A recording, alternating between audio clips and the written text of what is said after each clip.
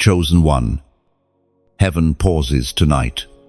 Everything around you slows down, not because the world is quiet, but because heaven has turned its gaze toward you. You are not hearing this by coincidence. You are being summoned by name. The stillness you feel in this moment is not emptiness, it is divine attention. Every distraction fades because heaven wants you to hear one thing. This night marks the beginning of what you will become. Listen carefully. You have walked through valleys that tried to erase your light. Yet here you are still standing, still breathing, still chosen. You may have thought those silent seasons were wasted, but they were divine construction. Heaven was building what the world could not see. While others were celebrating visibility, God was perfecting your invisibility. You were hidden not because you were forgotten, but because you were being prepared for revelation. Your heart has endured battles that words could never capture. You've cried tears no one else saw. You've questioned, doubted, wondered if heaven remembered your name. But the truth is this: heaven was never silent. It was strategic. Every unanswered prayer became a brick in the altar of your calling. And tonight, that altar ignites. The moment you hear these words, your atmosphere begins to shift. The weight pressing on your chest begins to lift. Because this message isn't from man, it's from the throne. Do not mistake the shaking for punishment. It's preparation. The fire you feel is not to burn you, it's to brand you with purpose. Every storm that tried to drown you was actually baptizing you in power. The reason the enemy fought you so relentlessly was because you carry a sound that terrifies darkness. You were not created to fit in, you were created to pierce through. Right now, heaven leans in. Angels gather close as your name is whispered again before the throne. You are standing at the intersection of destiny and obedience. The choice you make tonight to believe, to surrender, to rise will open doors that have been locked for generations. The same breath that raised dry bones is now breathing into you. The same fire that fell on the prophets is now resting on your shoulders.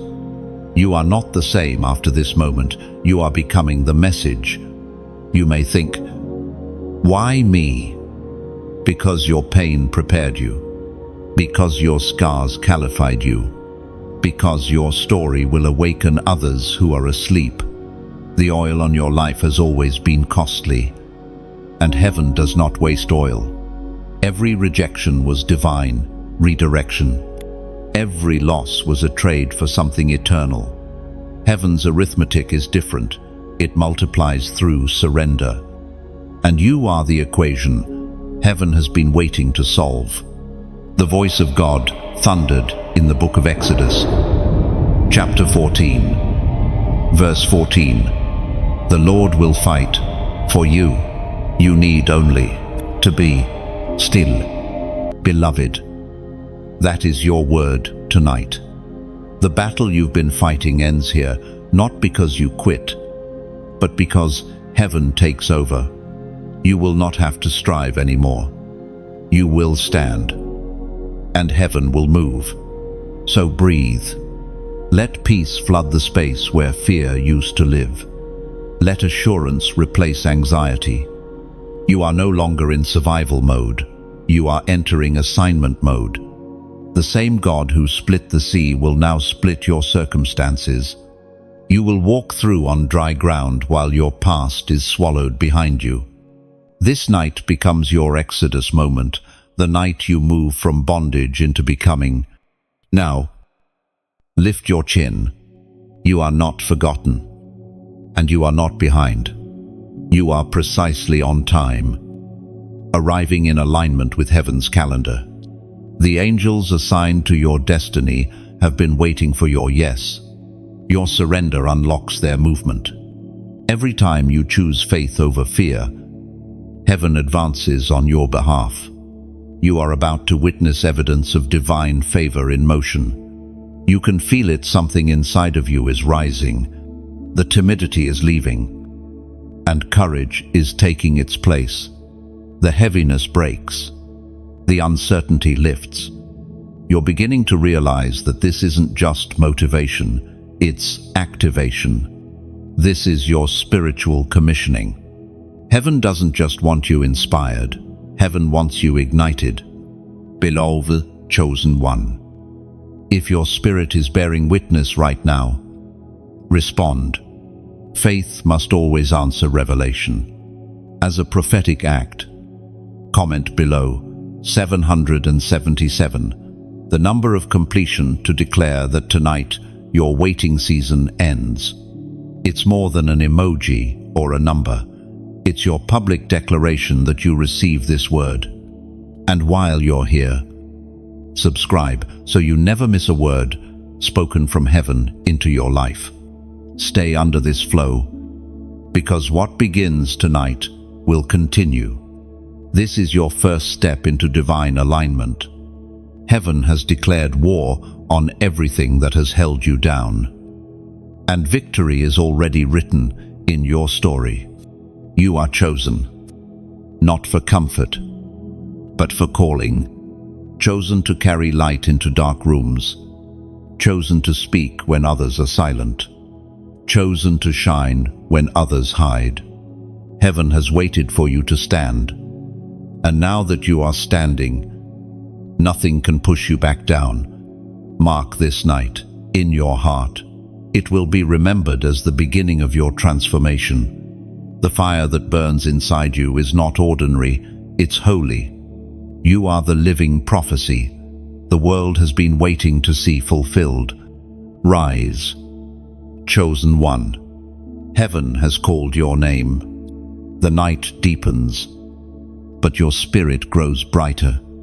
The stillness that once felt empty now hums with divine purpose. You sense it. Something unseen is moving around you, drawing close, marking you. Heaven has chosen this precise hour to begin the burning that will set you apart. You are stepping into a sacred moment, where eternity bends low to touch time. You have been summoned by fire.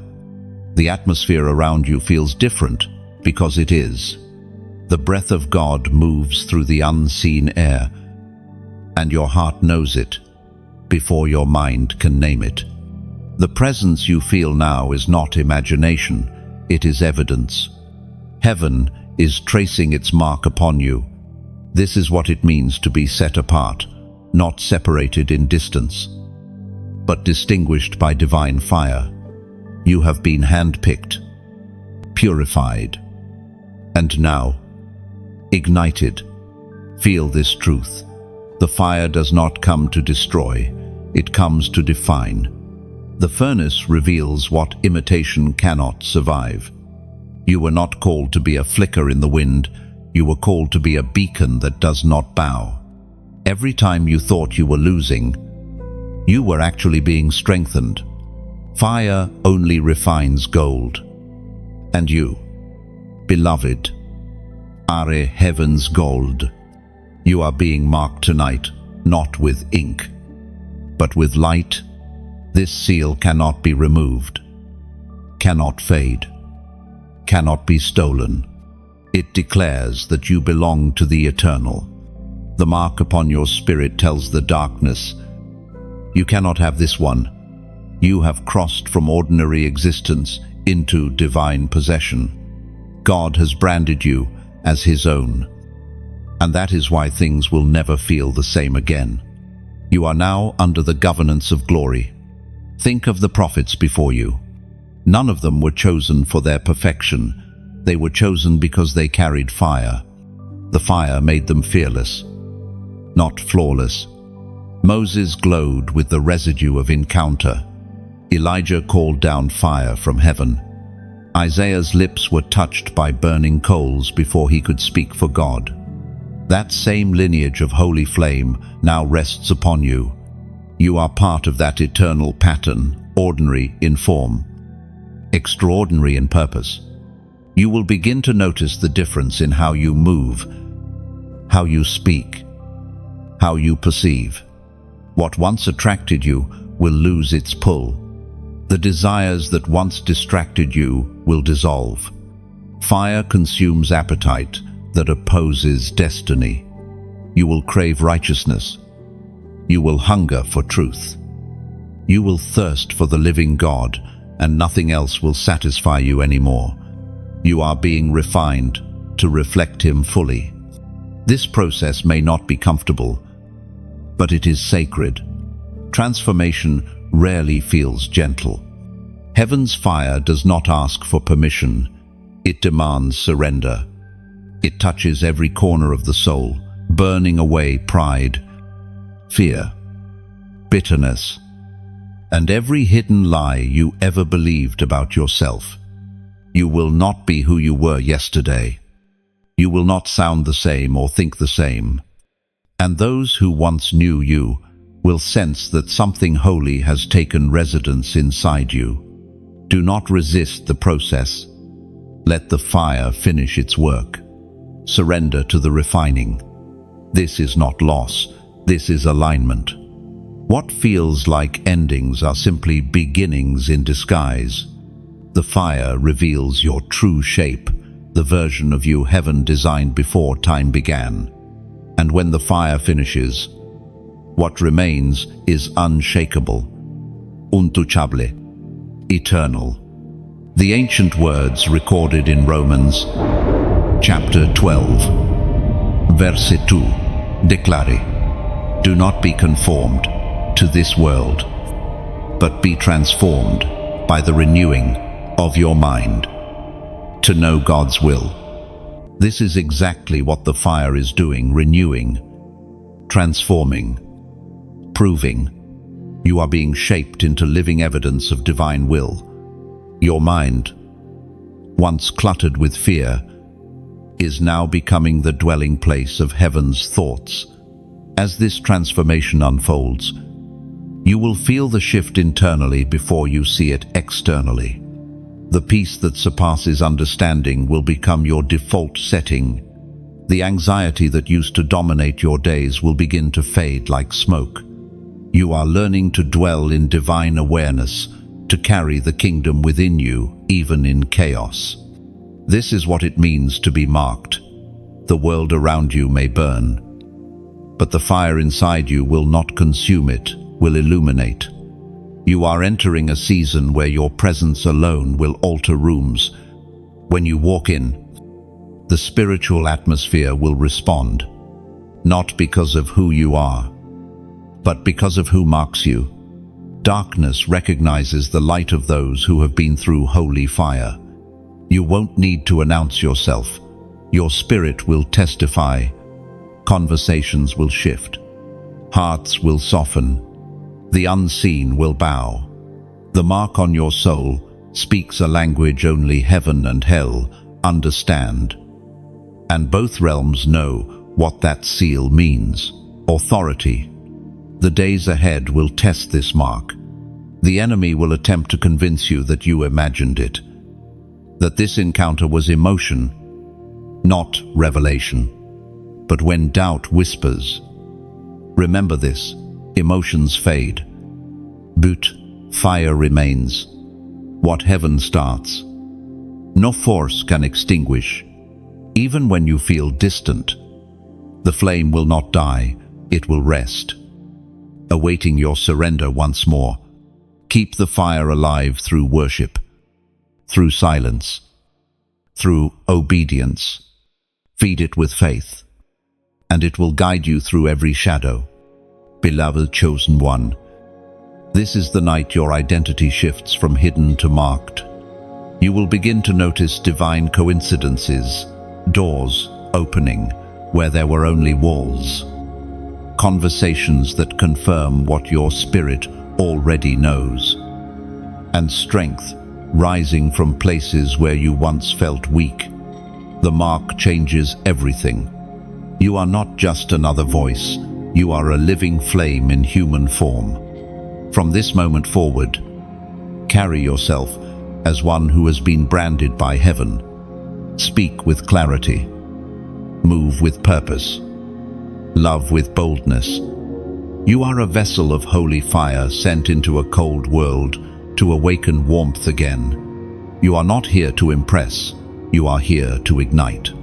Wherever you go, darkness will lose its confidence. Wherever you stand, heaven will have representation. You are no longer waiting for revival. You are the revival.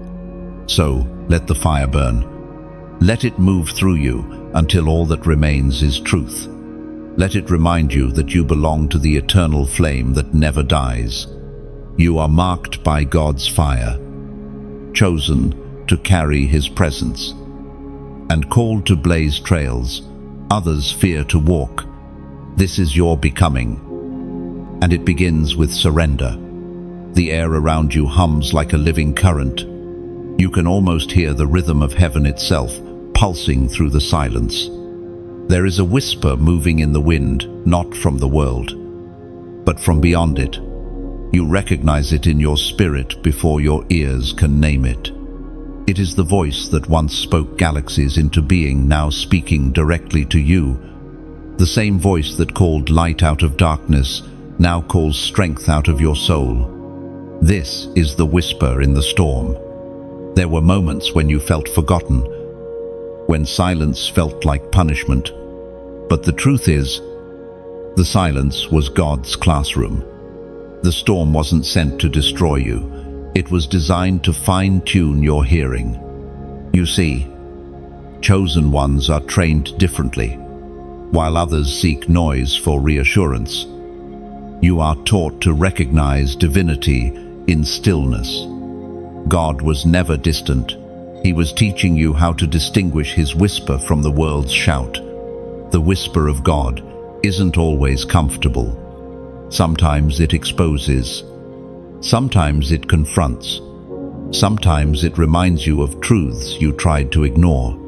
But every whisper carries power. It breaks lies that held you captive. It tells you who you really are when everything else tries to rename you. It's that voice that said, "You will make it," when everyone else said you wouldn't. It's that gentle nudge that kept you standing when you wanted to give up. As you listen now, that same whisper is speaking again. You are mine. You are seen. You are ready. Heaven's breath moves through your thoughts, rearranging old fears into new courage. You realize that what you once called chaos was actually conversation. God was never silent. He was speaking in a language only your storm could translate. There's a reason you couldn't quit. Even when quitting seemed easier, the whisper wouldn't let you. That small, persistent voice, steady as the tide, kept calling you forward. When you were surrounded by doubt, it spoke peace.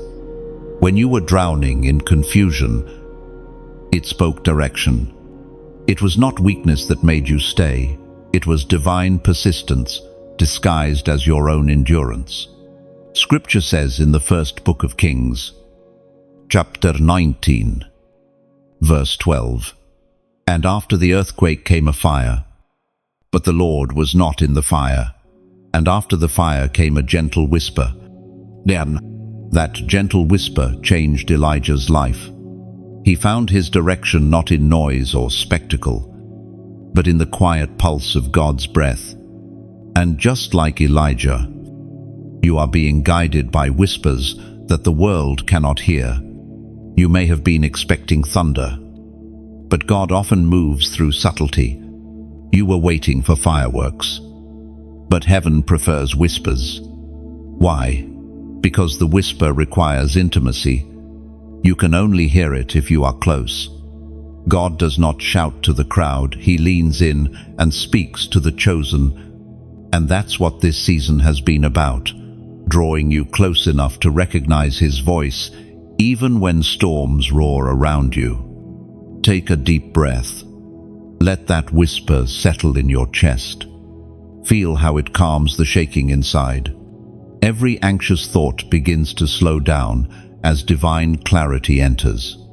The storm outside hasn't stopped, but your spirit has learned how to find peace within it. That is power, peace that no chaos can break. You are learning to hear God in unexpected places, in heartbreak, in waiting, in stillness. The whisper might come through a song lyric, a stranger's kindness, a scripture at just the right time. But when it comes, you will know. It doesn't sound like the world, it sounds like home. It sounds like purpose, remembering your name, beloved. This is what separates the chosen from the crowd. Many hear about God. Few recognize when God speaks to them. But you, yes, you are one of the few who have learned the sacred art of listening. That is why heaven trusts you with revelation others overlook. You have been refined in the fire and trained in silence.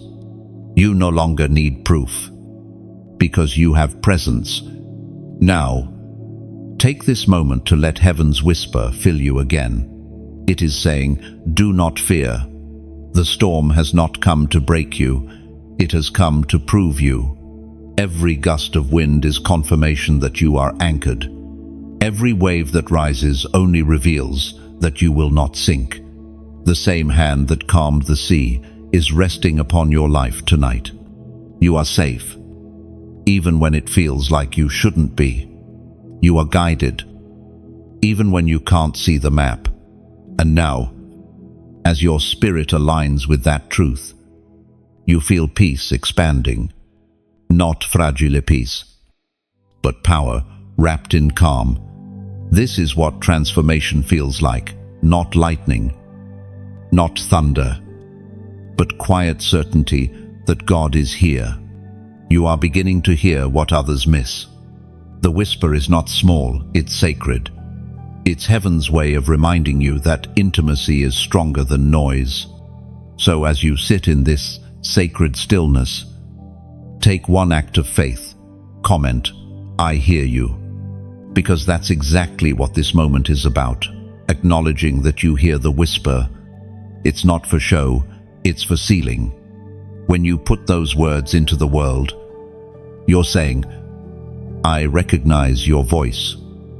Lord, even in my storm, it's your declaration that silence no longer scares you. Because you've learned the secret, God's whisper is louder than the world's roar. From now on, let every wind remind you of his breath. Every quiet night remind you of his nearness. Every challenge remind you that he is still speaking. You are the one who hears. The whisper that once guided prophets now guides you. And every time you listen, you move one step deeper into destiny. The silence fades, and memory begins to stir. You see flashes of the past moments you tried to bury, wounds that once defined you, scars that whispered failure. Yet, as they rise to the surface, something feels different. The shame that used to sting no longer burns. The pain that once silenced you now speaks truth. You realize that your scars have not disfigured you, they have crowned you. Every mark upon your soul tells a story of endurance, of divine preservation, of grace that refused to let you die. You were never meant to hide your scars. Chosen one. They are proof that you fought battles others would have fled from. Proof that the enemy tried to erase you and failed. The world may see weakness in what you carry, but heaven calls it evidence. Evidence that the hand of God has rested upon you through every dark hour. You didn't just survive, you were sculpted. Every wound was a brushstroke of destiny, and every tear was holy ink. Think of what you've walked through, the betrayals that cracked your trust, the loneliness that hollowed you out, the nights you stared into darkness, wondering if dawn would ever find you again. You were not abandoned in those moments, you were anointed in them. The oil of endurance seeps through broken places. Strength was being forged in your silence. Compassion was being birthed from your pain. Now you carry a tenderness that only those who have bled can understand. The world tells you to cover your scars, to polish your past until it looks acceptable. But heaven says otherwise. Heaven calls those scars sacred testimonies. They are not stains of failure. They are seals of victory. They declare to every force of darkness, this one cannot be defeated. When you touch your old wounds, you are not touching weakness. You are touching the places where God proved his faithfulness. It was never random. Every trial had precision. Every heartbreak carried hidden instruction. Pain has been one of heaven's most profound teachers in your life. It taught you to pray when comfort would have kept you silent. It stripped you of pride and filled you with empathy. You learned to discern truth in tears. That is why you now see differently. You no longer judge by appearance, but by spirit. Pain taught you to see beyond faces into hearts. The prophet Isaiah once carried words that echo perfectly through your story. It is written in Isaiah, chapter 61, verse 3, to bestow on them a crown of beauty instead of ashes, the oil of joy instead of mourning, and a garment of praise instead of a spirit of despair. And that is the exchange happening in you right now. The ashes of your past are becoming beauty. The heaviness that haunted you is turning into praise. You are walking proof that divine exchange is real. Where others see remnants of ruin, heaven sees the glow of resurrection. You may not realize it, but your scars carry power. When others see them, something inside them awakens. They recognize survival. They recognize grace. Your healed wounds will become the keys that unlock others from despair. You will speak life into those who think it's too late. You will hold the hands of the broken and remind them that beauty can rise from ashes. This is how heaven redeems pain. It recycles it into purpose. There will be people who misunderstand your light.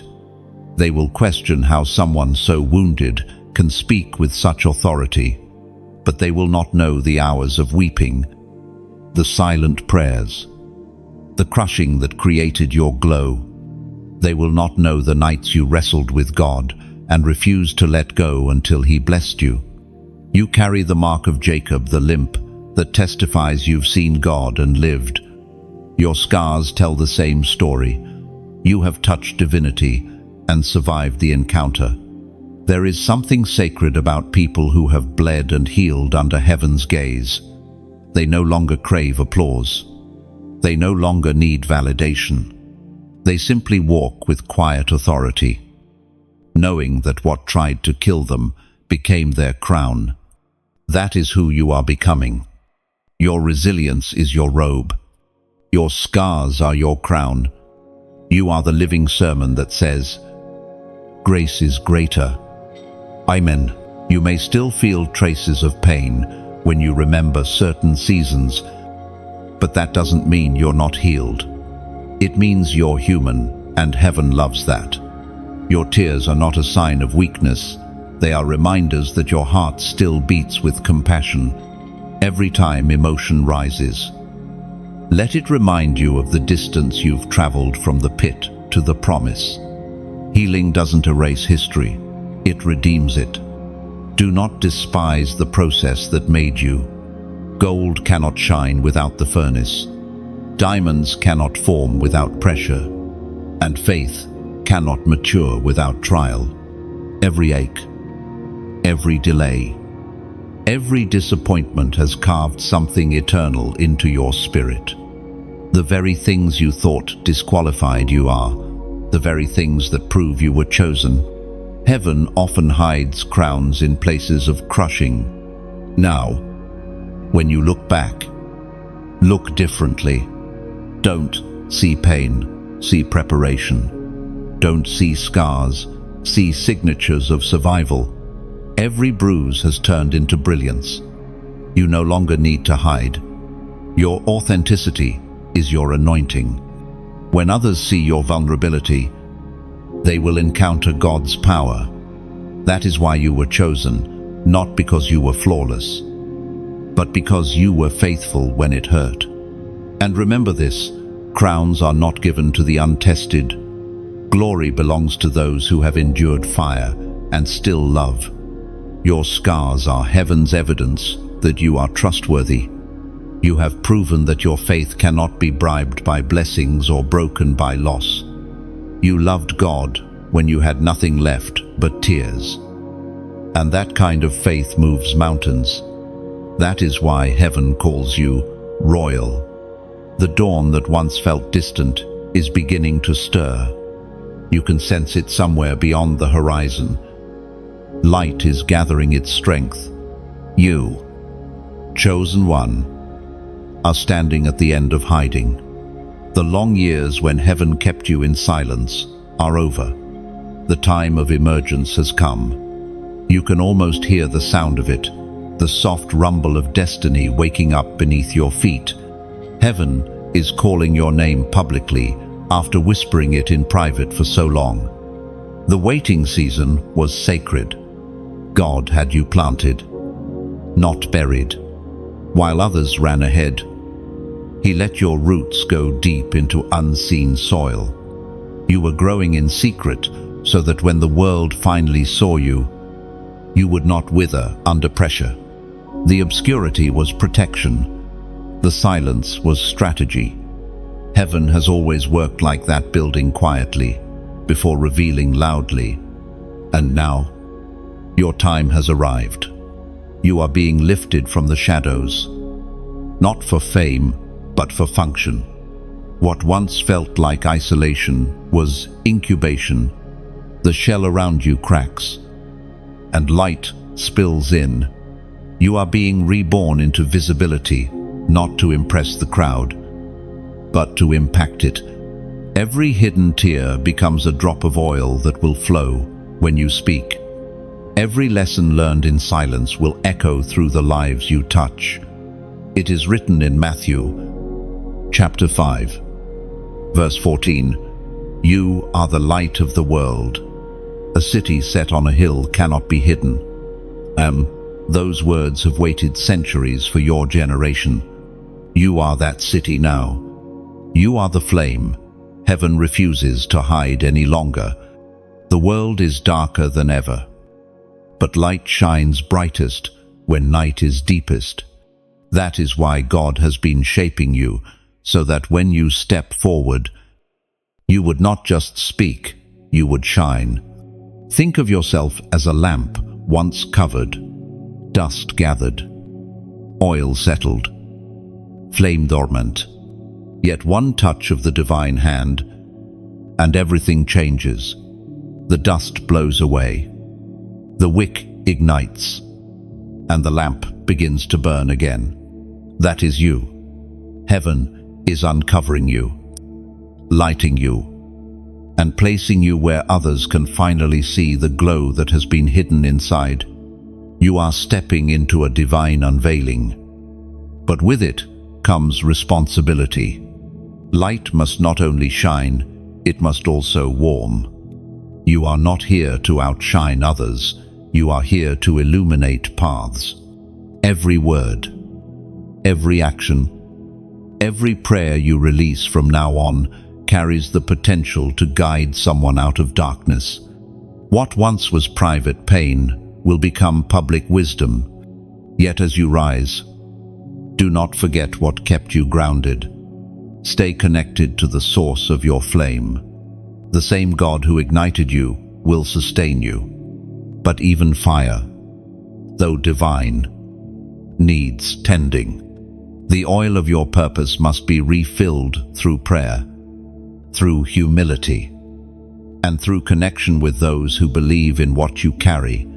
No light burns forever in isolation. Even stars exist in constellations. That is why this space, this community of chosen ones is sacred. We gather not out of habit, but out of hunger. Every amen, every comment, every shared message becomes another spark in the dark. When you like, when you share, when you subscribe, it's more than interaction, it's participation. It's the sound of torches being lit across nations. Your small act becomes a ripple that reaches another soul in silence, reminding them they're not forgotten. And for those who feel stirred to go beyond that, to pour oil back into this flame through donation, know this: you're not funding a platform, you're fueling a purpose. Imagine it like tending a lighthouse in a storm. Every drop of oil ensures the beam keeps shining for ships lost at sea. When you give, you're helping heaven's light travel farther, touching hearts you may never meet. It's partnership with eternity. You see, chosen one. The kingdom doesn't expand through grand gestures alone. It grows through faithful hearts. Every light that burns steadily becomes part of the great constellation of heaven's work on earth. You may never know the full impact of your giving, your sharing, your encouragement. But heaven keeps count. Every flame matters. Every spark multiplies. Your emergence is not about spotlight, it's about service. True light doesn't compete, it completes. And as you step out from the shadows, your story becomes a bridge for others to cross.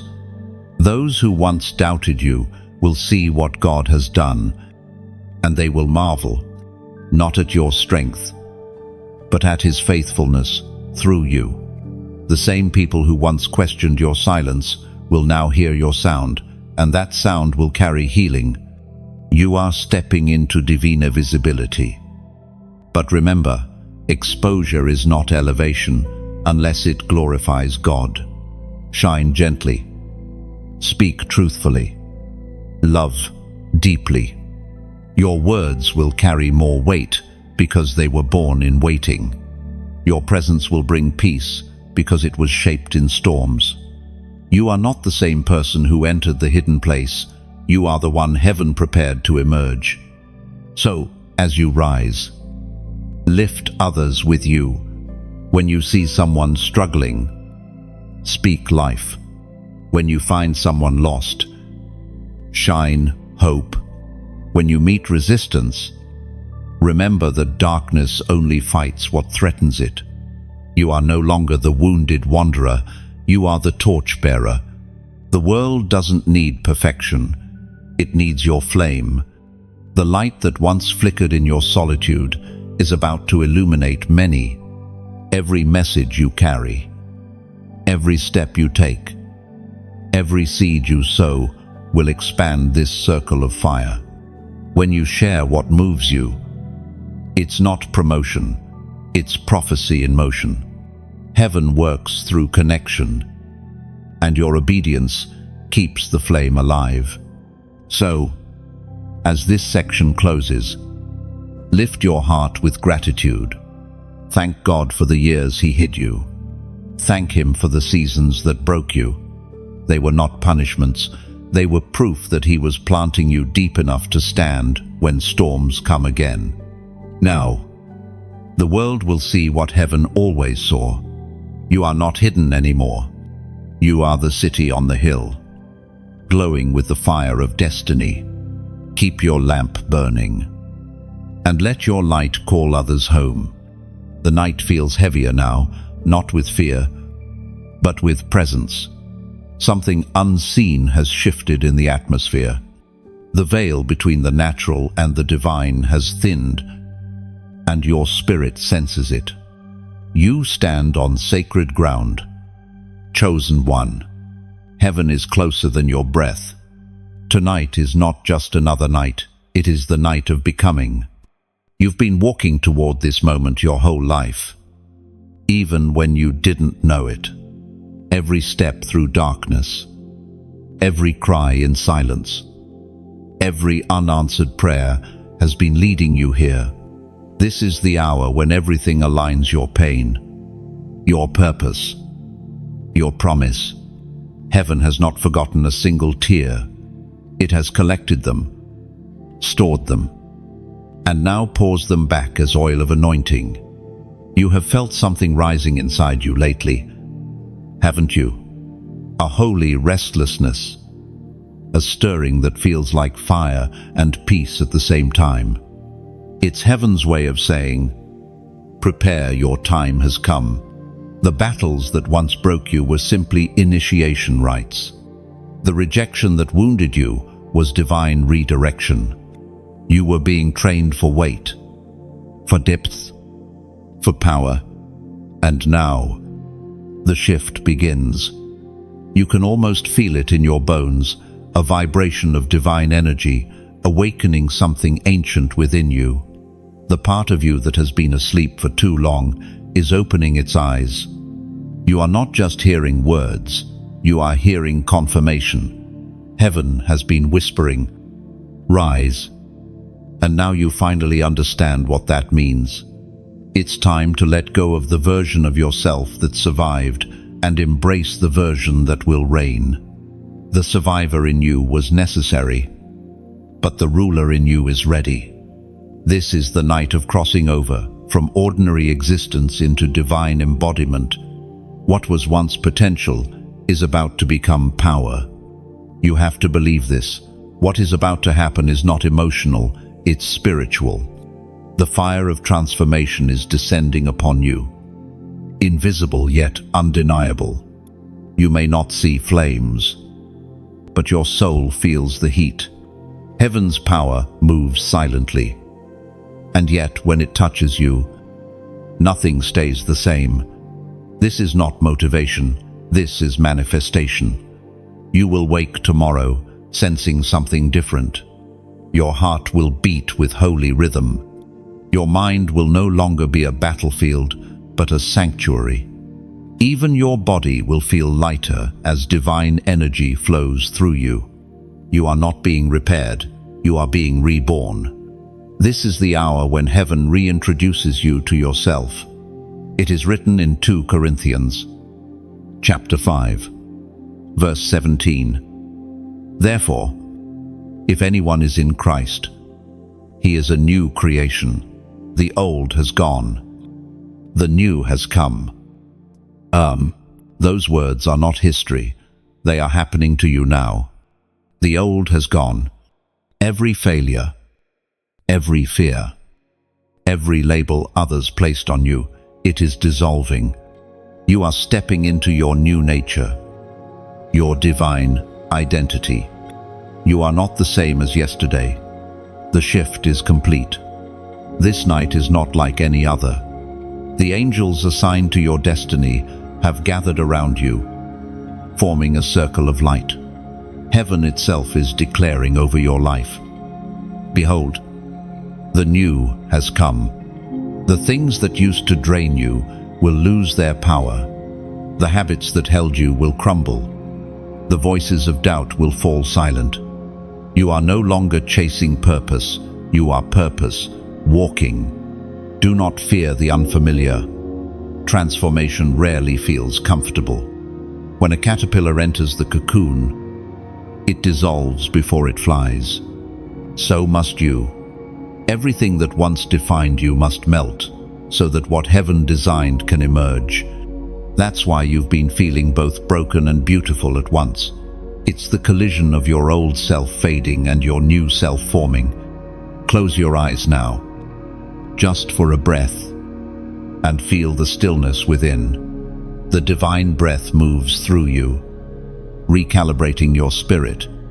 Heaven is not asking for perfection tonight, it's asking for surrender. You don't need to know the how, you just need to say yes. The rest unfolds naturally when your heart aligns with obedience. You are stepping into the rhythm of divine timing. You are not late, not early. You are precisely on heaven's schedule. Everything that once seemed delayed now reveals itself as strategic. The waiting was not wasted time, it was sacred preparation. What looked like nothing happening was actually everything aligning. This night, heaven gives you new sight. You will begin to see patterns where you once saw pain, meaning where you once saw mess. Even your memories will feel different because healing rewrites perception. The same past that used to haunt you will now empower you.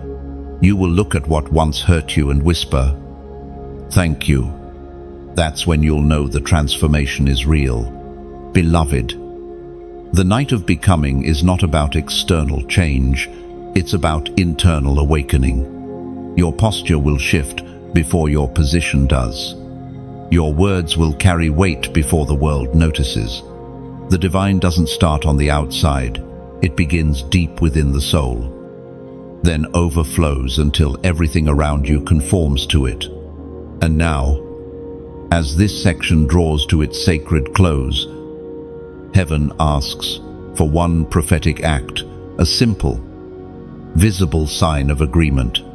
If your spirit has felt this awakening stirring within you, comment Shmona me'ot shmonim v'shmona below, not as superstition, but as symbolism. 8 represents new beginnings. And tonight, you are walking into yours. When you write it, you are sealing what heaven is doing. You are saying, "I agree with what's being birthed inside me." It may seem small, but heaven watches faith in small things. That number, written in your digital ink, becomes a declaration in the unseen realm. Angels recognize obedience, and obedience activates movement. So as you type 888, know that you are not just commenting, you are prophesying your own rebirth. This night will not fade like others. It will echo in your spirit for days to come. You will notice signs, unexpected peace, divine timing, supernatural alignment, all whispering the same truth. You have become. You are now walking in the light of your true identity, radiant, fearless, reborn. The first light of morning begins to brush the edge of the sky, and you feel it, the gentle warmth of freedom awakening inside you. It isn't the kind of freedom that shouts, it's the kind that breathes, the kind that feels like a weight finally lifting from your chest, like invisible chains falling soundlessly to the ground. You can sense the release in your bones before your mind catches up. Heaven has spoken the command, and the locks that once bound you are breaking open. This is the breaking of chains. There are chains that rattle loudly, habits, fears, shame, and others that are silent, woven deep into thought and memory. You have carried both kinds. Some you could name, others you couldn't. There were days you didn't even know you were bound, only that something heavy followed you like a shadow. But tonight, heaven's decree cuts through every restraint. The light has entered places that darkness claimed. You are stepping out of invisible prisons into air, so clean it almost feels new.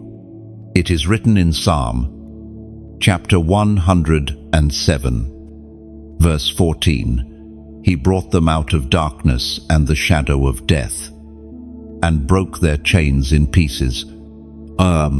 That word is not distant history, it is your present reality. The same power that split iron in ancient times is splitting through every stronghold in your life right now. Heaven's sound is not thunder, it is the sharp, clean ring of chains falling to the ground. You may feel a tremor inside, a shaking, not of fear, but of release. That's what happens when spiritual weight lifts. The past that once echoed like footsteps behind you goes silent. The guilt that whispered at night loses its voice. You are walking lighter, thinking clearer, breathing easier.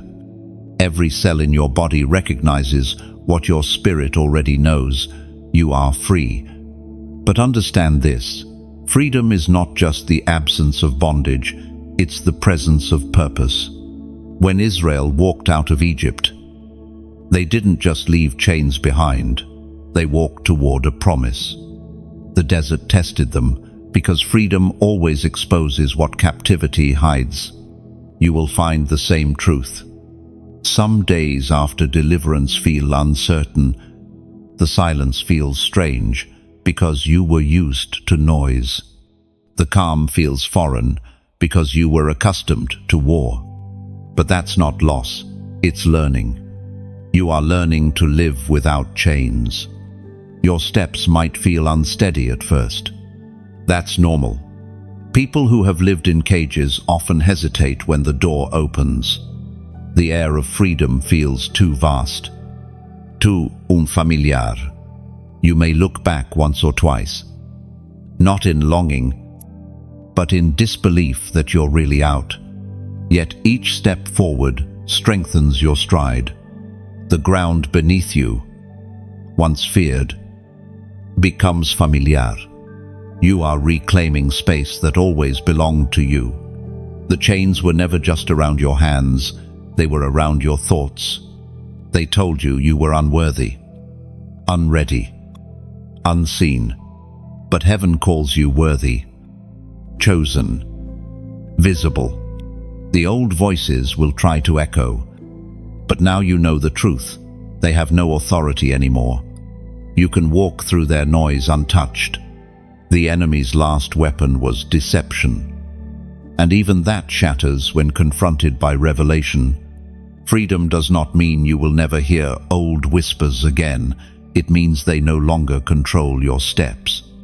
You will still feel the wind of past fears brushing against your shoulders, but they cannot enter anymore. They hover outside the gates of your new identity.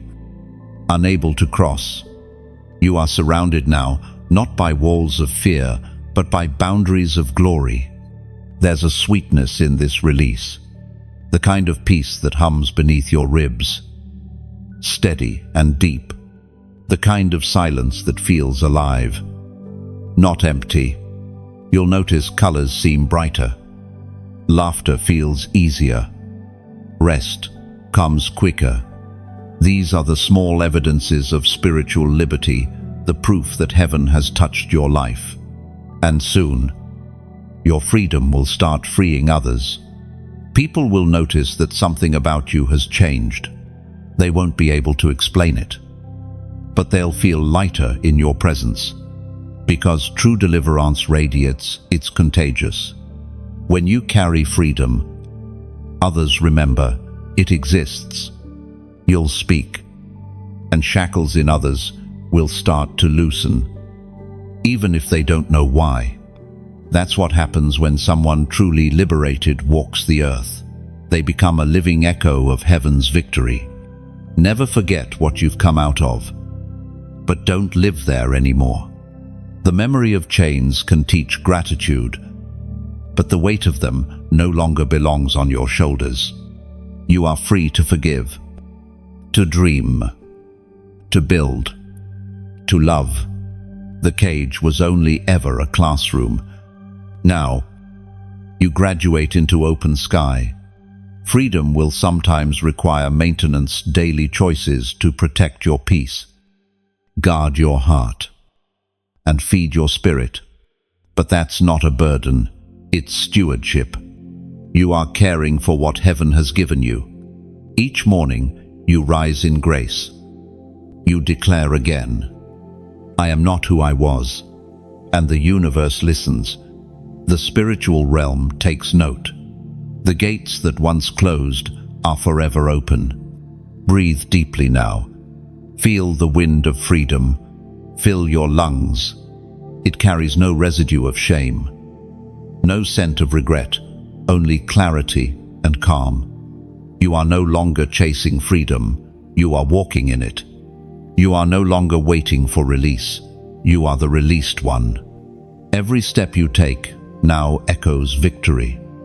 Every breath you draw whispers redemption. You are free. and freedom is holy. Let the chains remain behind. Silent witnesses to your resurrection. Step forward, unbound and unashamed. The story that once hurt you now heals you. The cage that once confined you now testifies of your escape. You are the living proof that God breaks what man cannot fix. The air feels charged with something that words can barely hold. It's as though heaven itself leans close enough for you to feel its breath. A warmth flows through your chest. And for the first time, you truly understand what it means for heaven to touch flesh. This is not imagination, it's incarnation. The invisible is pressing into the visible. The divine is reaching through the veil and making contact with the human. You've always known you were made of more than dust. You've felt it in moments too holy to explain, when the air seemed to still around you, when your tears carried peace instead of pain, when silence became sacred instead of empty. Those were fragments of what is now happening in fullness. The unseen is stepping into your seen world, and you are becoming its bridge. There is mystery here, but not confusion. It's the kind of mystery that humbles the soul yet strengthens it. The eternal is not far away. It's wrapped around you like air, seeping into your breath, dwelling within your heartbeat. God is not only watching from afar, He is moving within you, restoring what was fractured, aligning what was scattered, setting fire to what had grown cold. For too long, you thought the sacred was somewhere else, in temples, in sermons, in songs. But tonight, heaven comes to prove that holiness was never confined to walls. You are the temple now. You are the vessel that carries the infinite. The same spirit that hovered over creation now hovers over you. The same power that raised the dead now rises within your bones. What once felt unreachable has chosen to reside in you. It is written in John, chapter 14, verse 23. Jesus answered and said unto him, If a man loves me, he will keep my words, and my Father will love him, and we will come unto him, and make our abode with him. And, do you see it? The divine does not just visit, it dwells. Heaven does not merely pass by, it moves in. That is what is happening now. You are becoming the dwelling place of glory. Every breath you take is no longer just survival, it is sacred exchange. Heaven exhales, you inhale. The line between creator and creation grows tender and intimate. God no longer seems distant, because distance was always an illusion. He has always been near, but now you know it. You feel it not as a thought, but as truth pulsing through you. You are learning the language of presence. It speaks without words. It instructs without noise. You don't need to strive for it. You simply yield. The Spirit moves not where it is demanded, but where it is welcomed. And you, chosen one, are the welcoming space. Every cell of your being begins to vibrate with divine awareness. This is what it means when heaven touches flesh, the eternal and the earthly embrace without conflict. You begin to notice that even your senses awaken differently. The world seems more alive. Every sound carries resonance. Every color holds deeper meaning. Every breath feels like worship. This is not fantasy, it's restoration. Sein duld human perception. But grace restores it. Where once you saw coincidence, you now see orchestration. Where you once felt alone, you now sense divine company. Heaven's touch does not come with thunder, it comes with tenderness. It doesn't overwhelm, it envelops.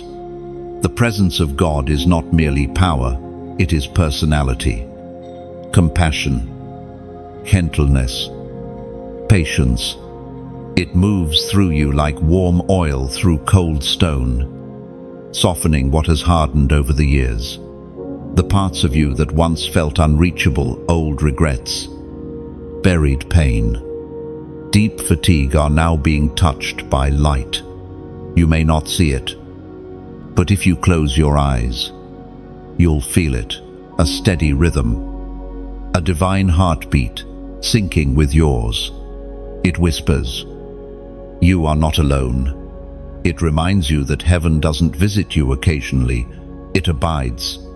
Every moment of quiet, every act of kindness, every breath of forgiveness. Heaven is there. There's healing happening quietly in the corners of your spirit. Old fears begin to loosen their grip. The guilt that used to whisper late at night is fading into silence. The walls around your heart, built from disappointment and self-protection, are softening. Love is doing what law never could. It's rewriting your identity from the inside out. The divine and the human have met before in gardens, on mountains, in upper rooms. But tonight, they meet in you. You are the intersection of eternity and time, the living altar where heaven kisses earth. That realization humbles you until all pride dissolves, leaving only gratitude. You start to understand why the saints spoke of divine union with trembling voices. It's not something you control, it's something you consent to. You don't earn it, you host it. You become less focused on striving and more attuned to being. The divine doesn't demand your effort, it desires your openness. And when heaven touches flesh, everything ordinary becomes holy. The mundane turns miraculous. Even your laughter carries prophecy, your touch carries healing, your silence carries weight. You begin to realize that you don't need to chase encounters anymore. You are the encounter. The glory you sought has already chosen its home within you. You are not a visitor to heaven's presence. You are its carrier. Wherever you go, it goes. Whoever you touch, heaven touche. Every conversation, every room, every quiet corner becomes an opportunity for the divine to express itself through you. This is your purpose, to live as proof that God still moves through human hearts. The world needs what you now carry, not perfection, but presence, not flawless strength, but yielded spirit. You are not the end of heaven's story. You are its continuation. The eternal word has found another vessel, another voice, another heartbeat in you. Heaven has touched flesh, and the miracle is standing in your reflection. You are what happens when love finds a body to dwell in. You are living evidence that divinity and humanity were never enemies. They were always meant to embrace. There is a strange quiet after the touch of heaven, an almost weightless silence that feels alive. You can sense the shift inside you. Subtle but absolute. Something has settled upon your spirit. Something ancient and holy. It is not heavy, yet it carries weight. It feels like authority wrapped in peace, like purpose wrapped in calm. You are being clothed, chosen one, with what heaven calls the awakening mantle. This mantle is not made of fabric, it's woven from revelation. It doesn't rest on your shoulders alone, it covers your soul. The moment it touches you, you realize that what you carry now is not ordinary. You are being dressed in divine strength, in spiritual discernment, in boldness that does not bend.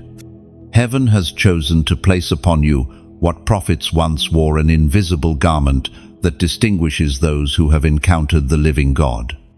You might feel it even now, that strange warmth around your heart. that steady confidence rising where fear used to live. It's not pride, it's purpose. This is the mantle of awakening, and it fits you perfectly because it was tailored by heaven itself.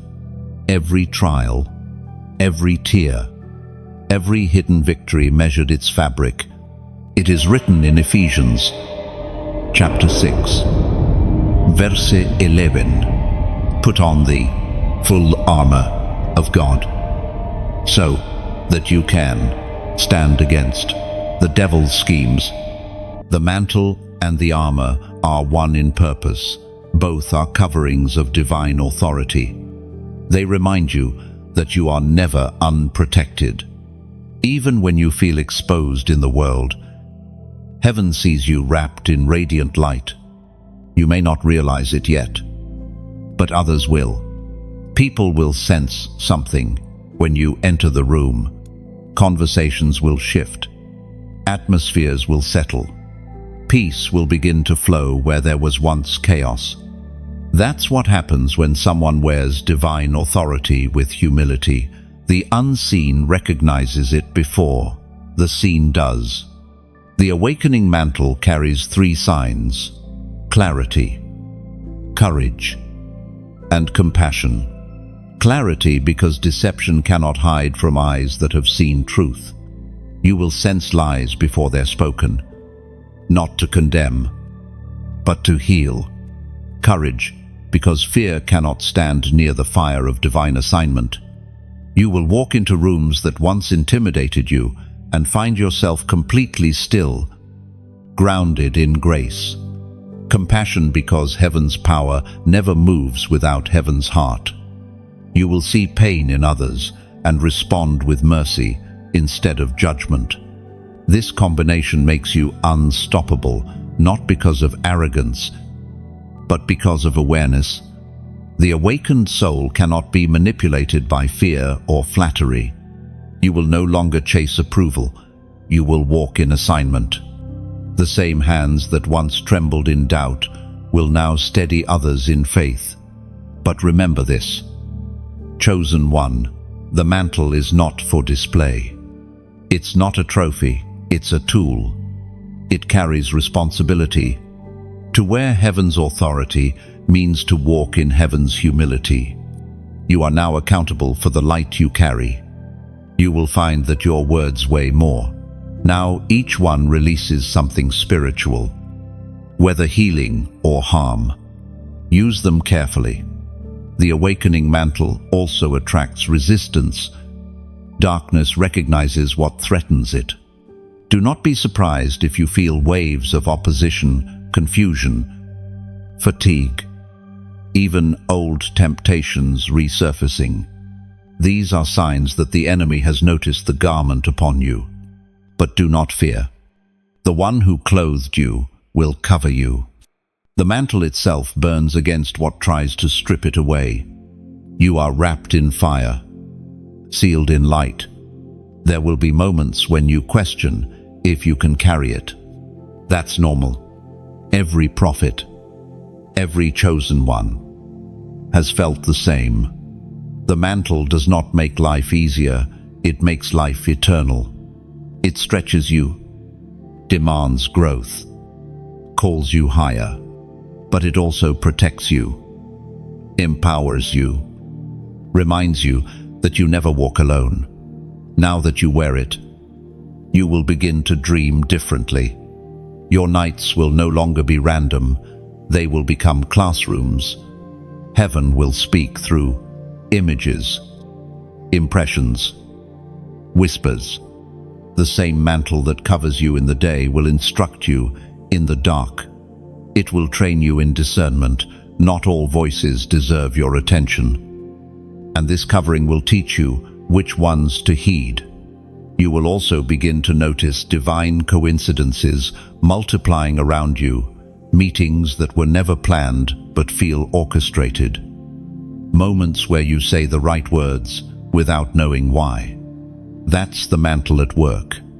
It doesn't just cover, it guides.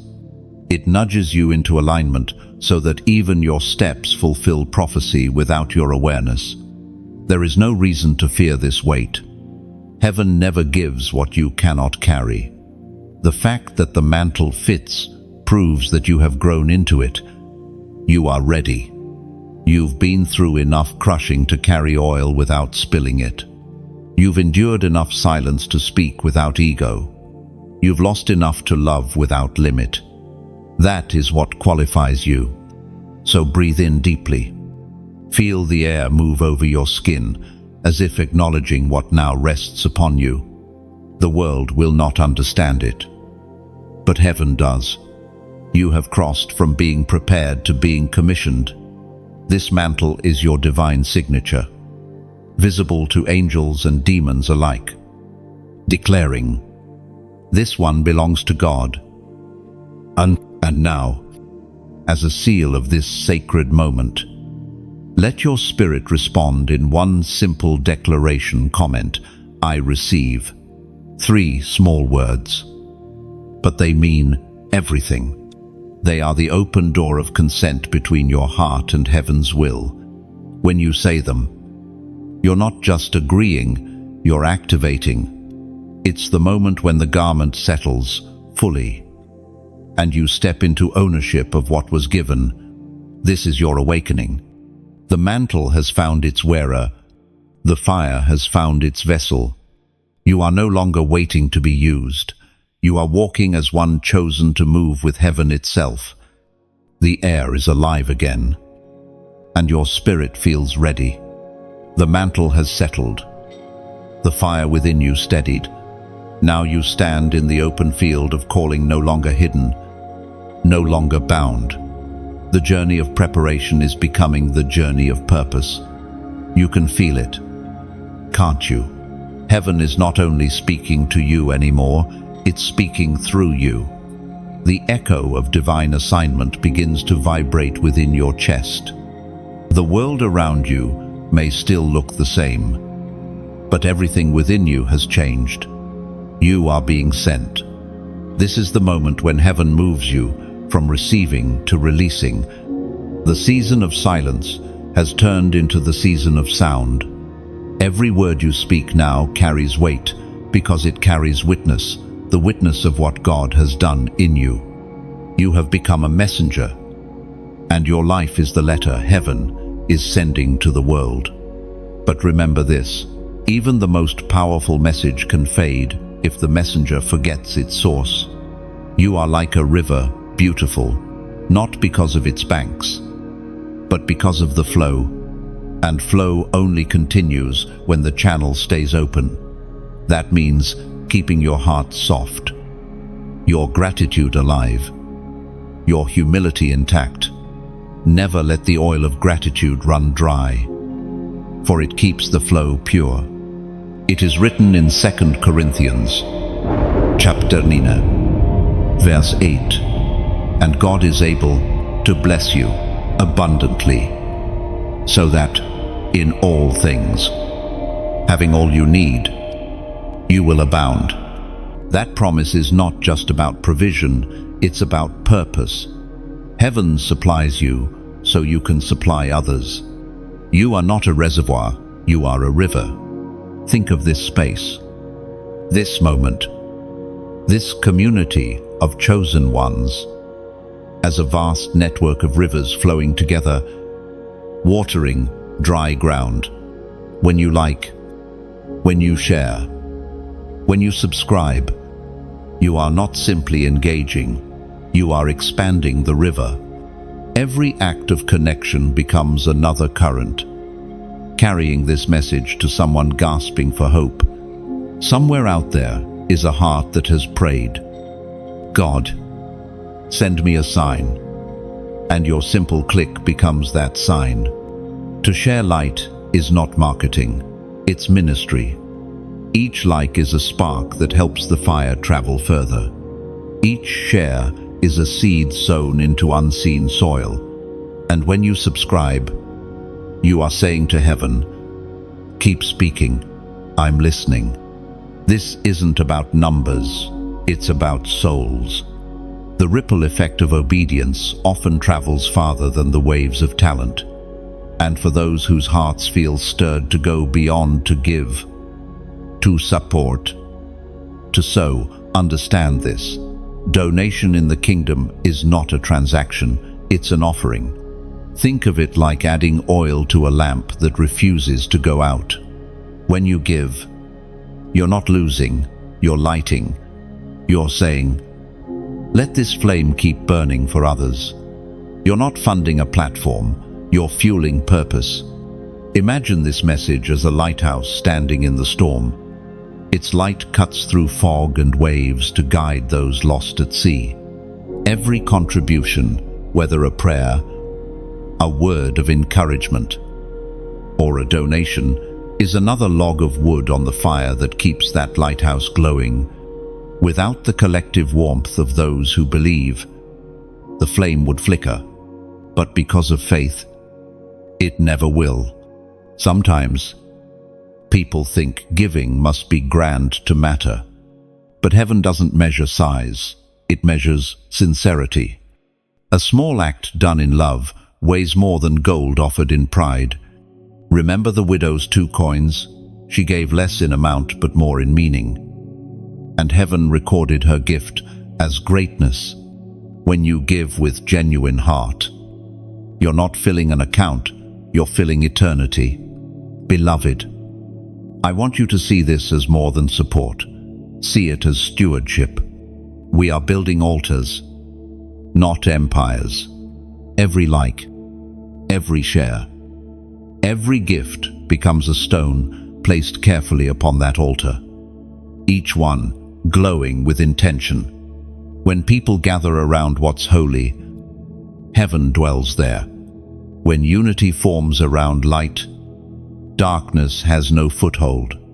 You may not realize it, but your engagement keeps this fire alive in places algorithms cannot reach. Homes filled with grief, hearts battling doubt, souls ready to give up.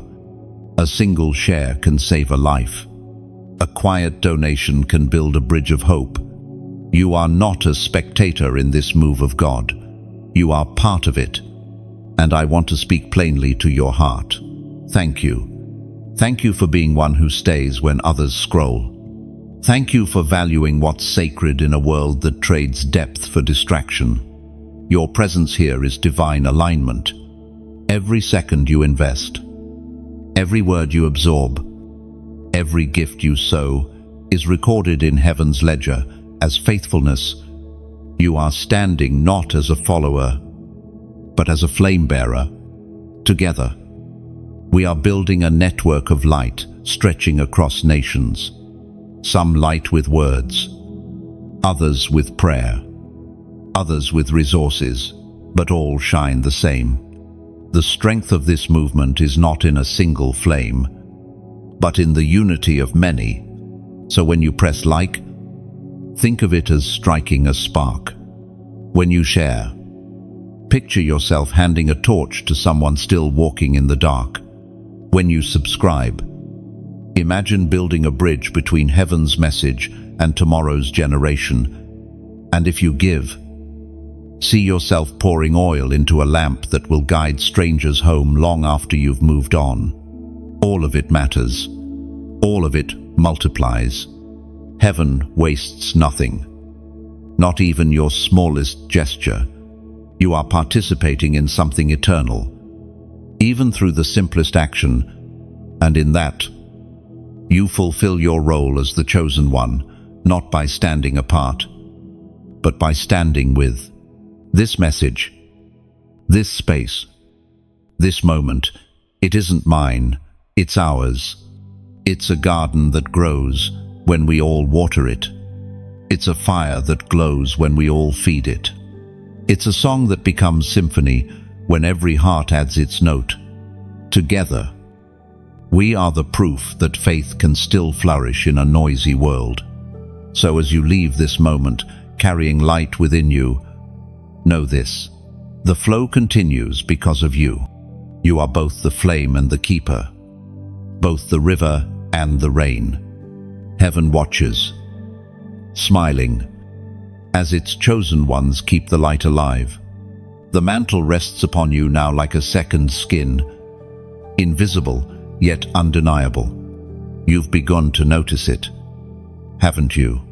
The way your surroundings respond differently, the way conversations shift when you enter a room. It's not coincidence, it's resonance. Heaven vibrates wherever you walk because its power has found a willing vessel. You have become the evidence of divine reality manifesting through flesh. But now comes the next layer of revelation, the sound of your name in heaven. Every soul carries a sound. Before the foundation of the world, before you were shaped in the secret place, your name was spoken in the councils of eternity. That first utterance became the rhythm that your life has been moving toward ever since. Even when you wandered, even when you doubted, heaven never stopped calling you by that sound. It was never lost. It was waiting for your spirit to recognize it. There is a kind of music that only heaven knows the tone of purpose wrapped inside a name. It isn't made of syllables, it's made of meaning. When God speaks your name, it doesn't just identify you, it activates you. That is what's happening now. Your spirit hears that sacred sound again, and everything dormant inside of you begins to rise. You are remembering what heaven has always known about you. This remembrance is more than nostalgia, it's alignment. When heaven calls your name, creation listens. The winds shift, the atmosphere bends, and even the shadows move aside. Because in the spiritual realm, names are authority. A name is not a label, it is a key. And tonight, that key is turning again in the lock of destiny. You've been feeling it without realizing it, the gentle pull toward purpose, the invisible magnet of calling. It's not ambition, it's recognition. Your soul is responding to its original sound. It's as if you've been in a crowded room your entire life. And suddenly, you hear someone call you clearly across the noise. You turn instinctively, because you know that voice. That's what this season feels like. Heaven is calling your true name, and your spirit is answering, "Here I am." And it is written in Isaiah, chapter 43, verse 1, "Fear not, for I have redeemed you. I have called you by name. You are mine." And that verse is not a metaphor, it is identity. You belong to the one who formed you, and his voice is the only one that defines you. Every other name the world has tried to give you failure. Too late.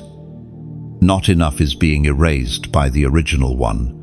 Heaven speaks your true name, and every false title crumbles. When heaven calls your name, it is not to remind you of who you were, but to reveal who you are. There is power in that revelation. You start to notice that fear loses its vocabulary around you. Anxiety can no longer pronounce itself in your presence. The spiritual frequency of your name carries peace that confuses darkness. It announces to the unseen realm, "This one has been claimed." That there's something sacred about realizing you are known so completely. Every detail, every flaw, every longing, nothing is hidden. And yet none of it disqualifies you.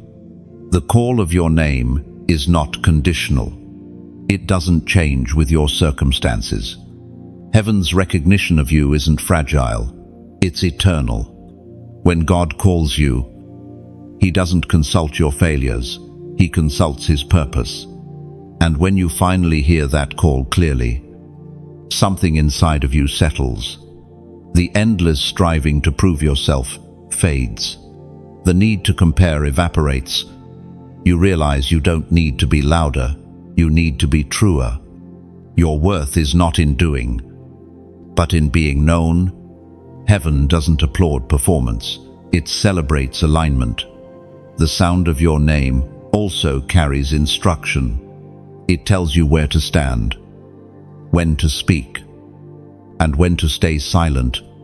It draws you to the right people and pulls you away from the wrong ones. You'll notice divine rearrangements happening, friendships shifting, doors closing, paths redirecting. Don't resist it. The sound of your name acts like a compass, turning you toward purpose. At times, it may feel lonely. Heaven's frequency doesn't always match earthly noise. Those who haven't heard their own name called yet may not understand the changes happening in you. They'll say you've changed, and they'll be right. You have. You've become aligned with your original sound. And once you've heard it, you can't unhear it. You can't return to silence after recognizing your song. There will be moments when you're called into stillness again. Do not mistake that for absence. It's amplification. Heaven sometimes lowers external volume so you can hear the internal one more clearly. In those quiet hours, you'll feel it, a pulse, a whisper, a certainty that keeps you steady when everything else shakes. That is the echo of your name moving through your spirit, reminding you who you are and whose you are. This recognition changes how you pray. You stop begging for approval and start conversing from belonging. You stop asking, "Am I chosen?" and begin declaring, "I am called." Even your worship shifts. It becomes less about reaching out and more about resonating. Worship becomes the sound of your name, harmonizing with His. That's what heaven hears. When you lift your voice, it hears home. And with that awareness comes peace. You no longer rush. You no longer fear being forgotten.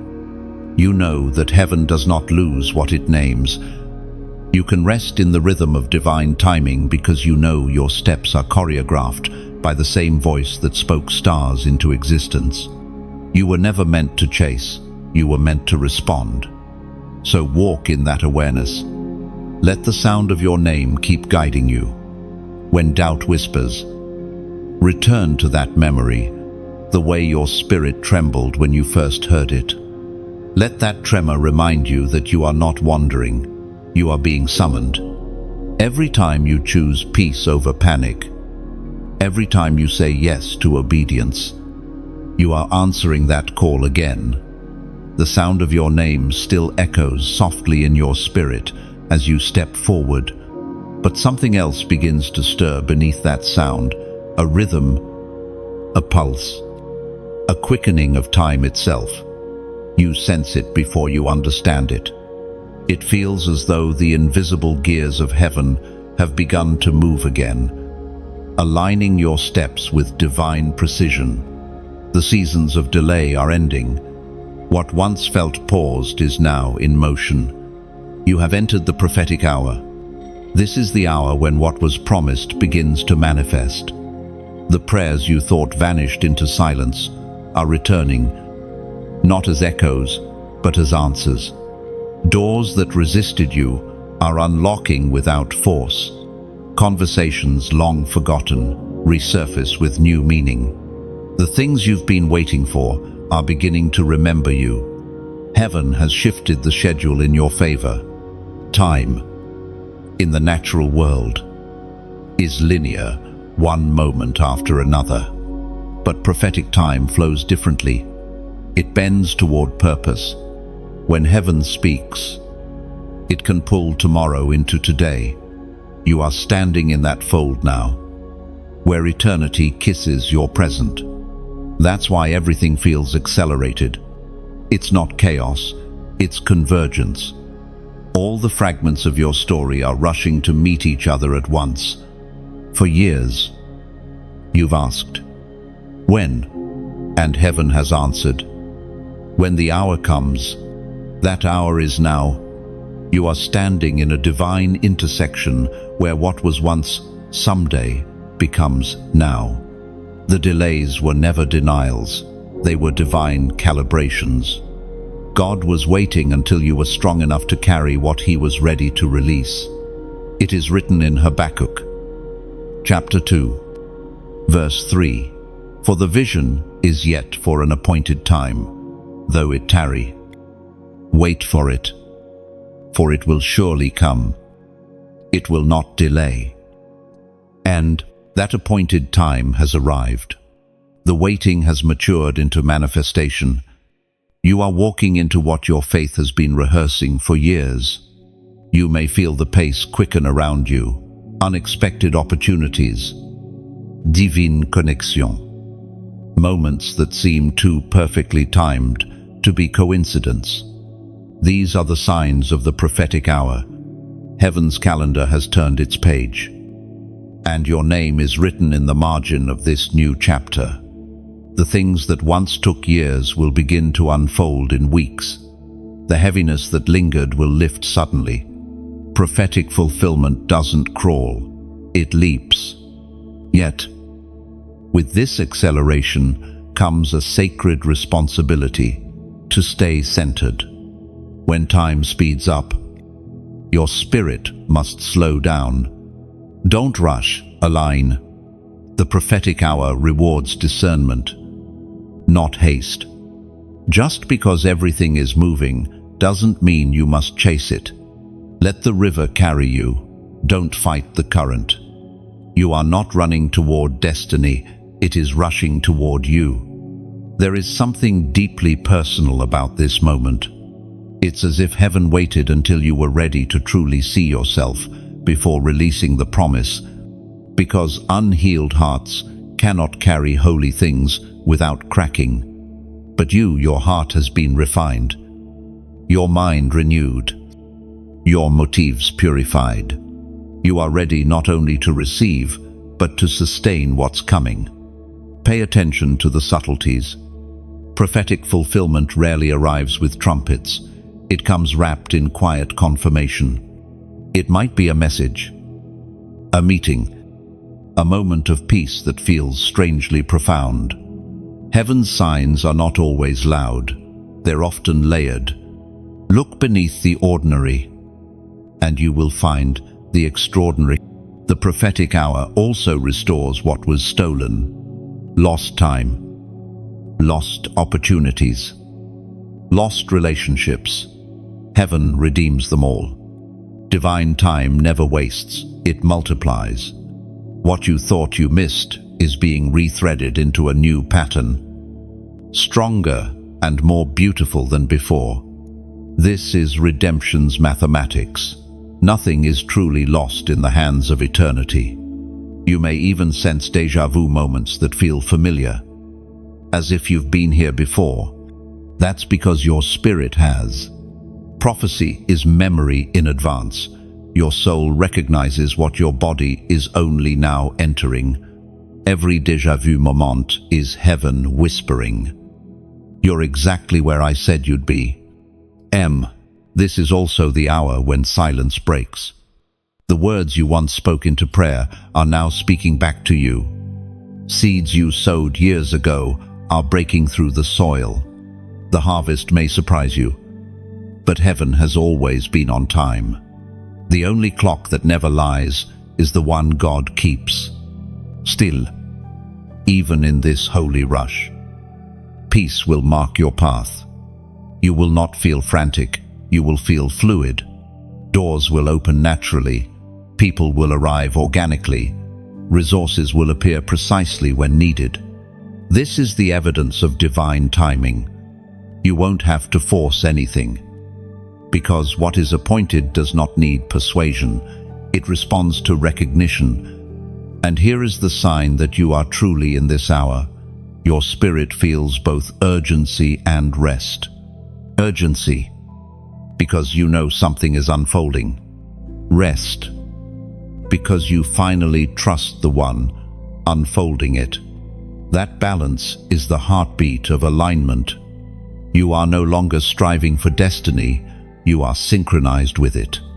Heaven has waited for this moment, and so have you. The prophetic hour is not merely about blessings, It's about becoming. You will emerge from this season with sharper vision, deeper peace, and stronger authority.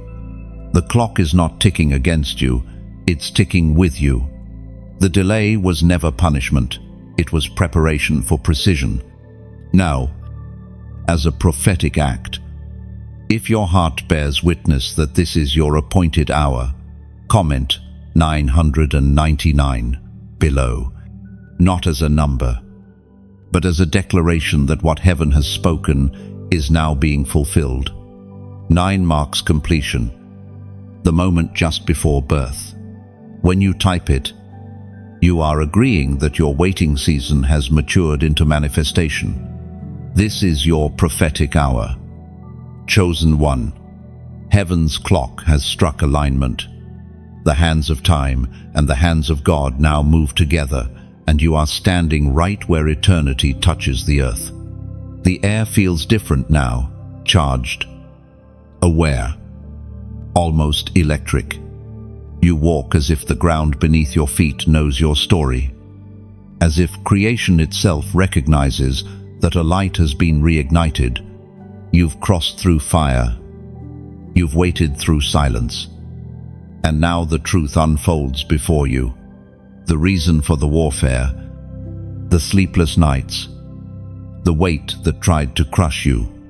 You carry something that darkness cannot tolerate: light.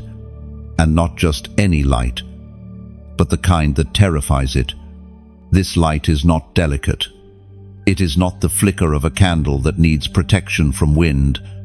It is the kind of light that bursts through stone tombs, that blinds oppressors, that silences storms.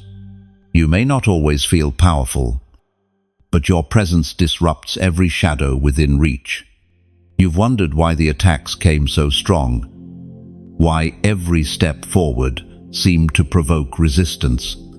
It's because the darkness saw your potential long before you saw it yourself. What you carry is ancient, born from the same breath that ignited stars.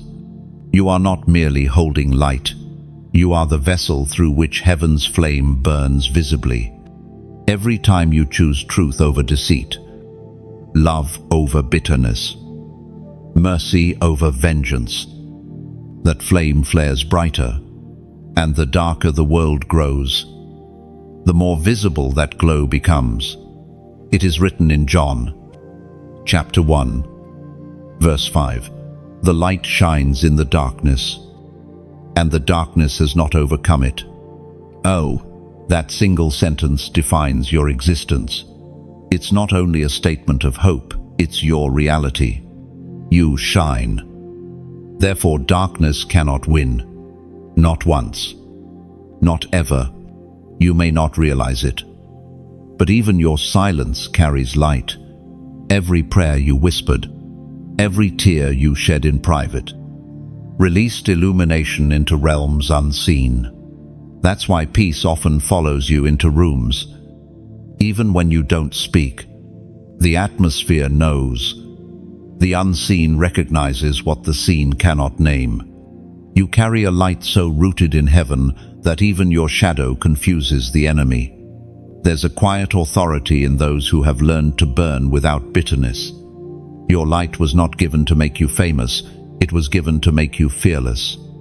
And the fearless always shift the world around them. Fearless doesn't mean you never feel fear. It means fear never wins the argument. Each time you step forward, trembling but obedient, your light grows stronger, sharper, more alive. You've seen it happen before. Situations that should have destroyed you only refined you. People who tried to break you only helped define you. That's the paradox of divine light. Opposition becomes oxygen. What was meant to suffocate your flame only feeds it. You shine because you've been through shadow, not despite it. You are not fragile glass. You are tempered, crystal, transparent but unbreakable. Darkness often disguises itself as familiarity. It hides in complacency, in the comfort of good enough. but your spirit refuses to settle. That's because heaven wired you with holy discomfort, an ache for more, a pull toward purity, a longing to stay awake while the world sleeps. This longing isn't restlessness, it's remembrance. Your spirit remembers the brightness it came from and refuses to dim. The light within you does more than expose darkness, it redeems it. When you walk into a place, you don't just reveal what's wrong, you reveal what can be healed. Light doesn't condemn, it clarifies. That's why your presence carries peace. People won't always understand it, but they will feel safer near you. That's what divine light does. It restores safety to souls who forgot what it feels like. You may feel weary at times, but even a tired flame still shines. Don't mistake exhaustion for extinction. Rest is not a threat to your calling, it's part of its rhythm. Even the sun sets to rise again, stronger. Sometimes heaven hides you in quiet seasons, not to punish you, but to let your flame rest from constant battle. Fire must breathe, so must you. Still, the world will always need what you carry. There are hearts out there still stumbling through shadow, waiting unknowingly for your light.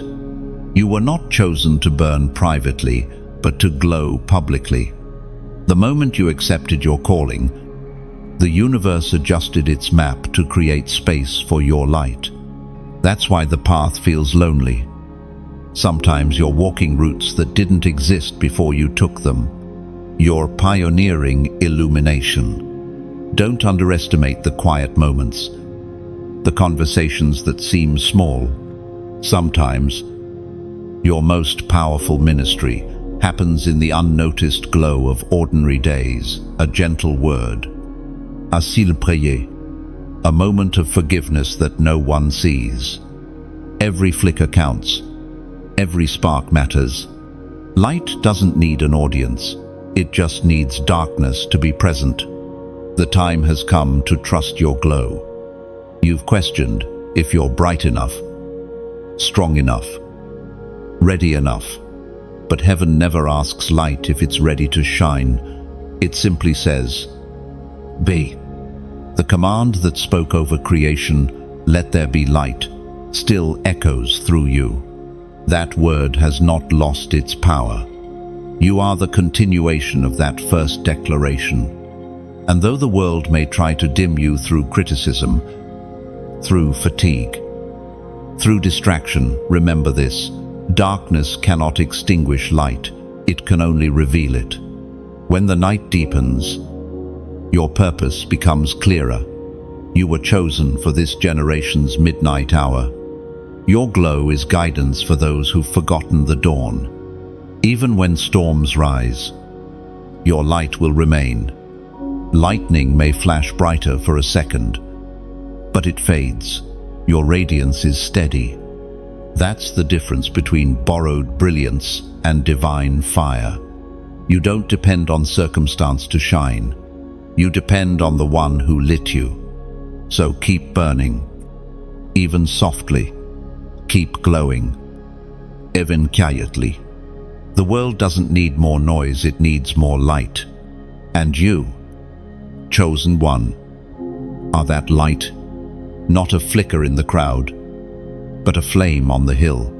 Your glow has purpose. Your fire has assignment.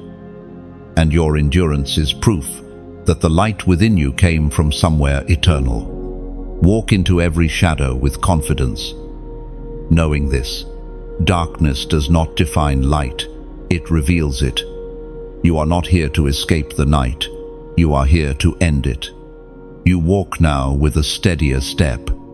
The light within you no longer flickers uncertainly, it burns with calm assurance. Quiet, yet commanding. You can feel it settling, finding its rhythm, learning how to move in harmony with the will that sent it. You no longer burn out of fear or desperation, you burn out of understanding. What you carry is no longer reaction, it is revelation. And that revelation is this: you were not chosen merely to shine, but to carry glory. Glory is not fame. It is not applause or attention. Glory is weight, the holy heaviness of God's presence resting upon human life. It humbles before it honors, purifies before it empowers.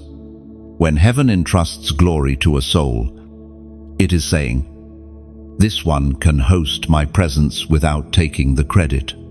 That is what you have become: a living sanctuary, a walking altar, a breathing place where heaven and earth meet. You might feel it even now, the invisible weight pressing gently against your spirit. It's not burden, it's brilliance.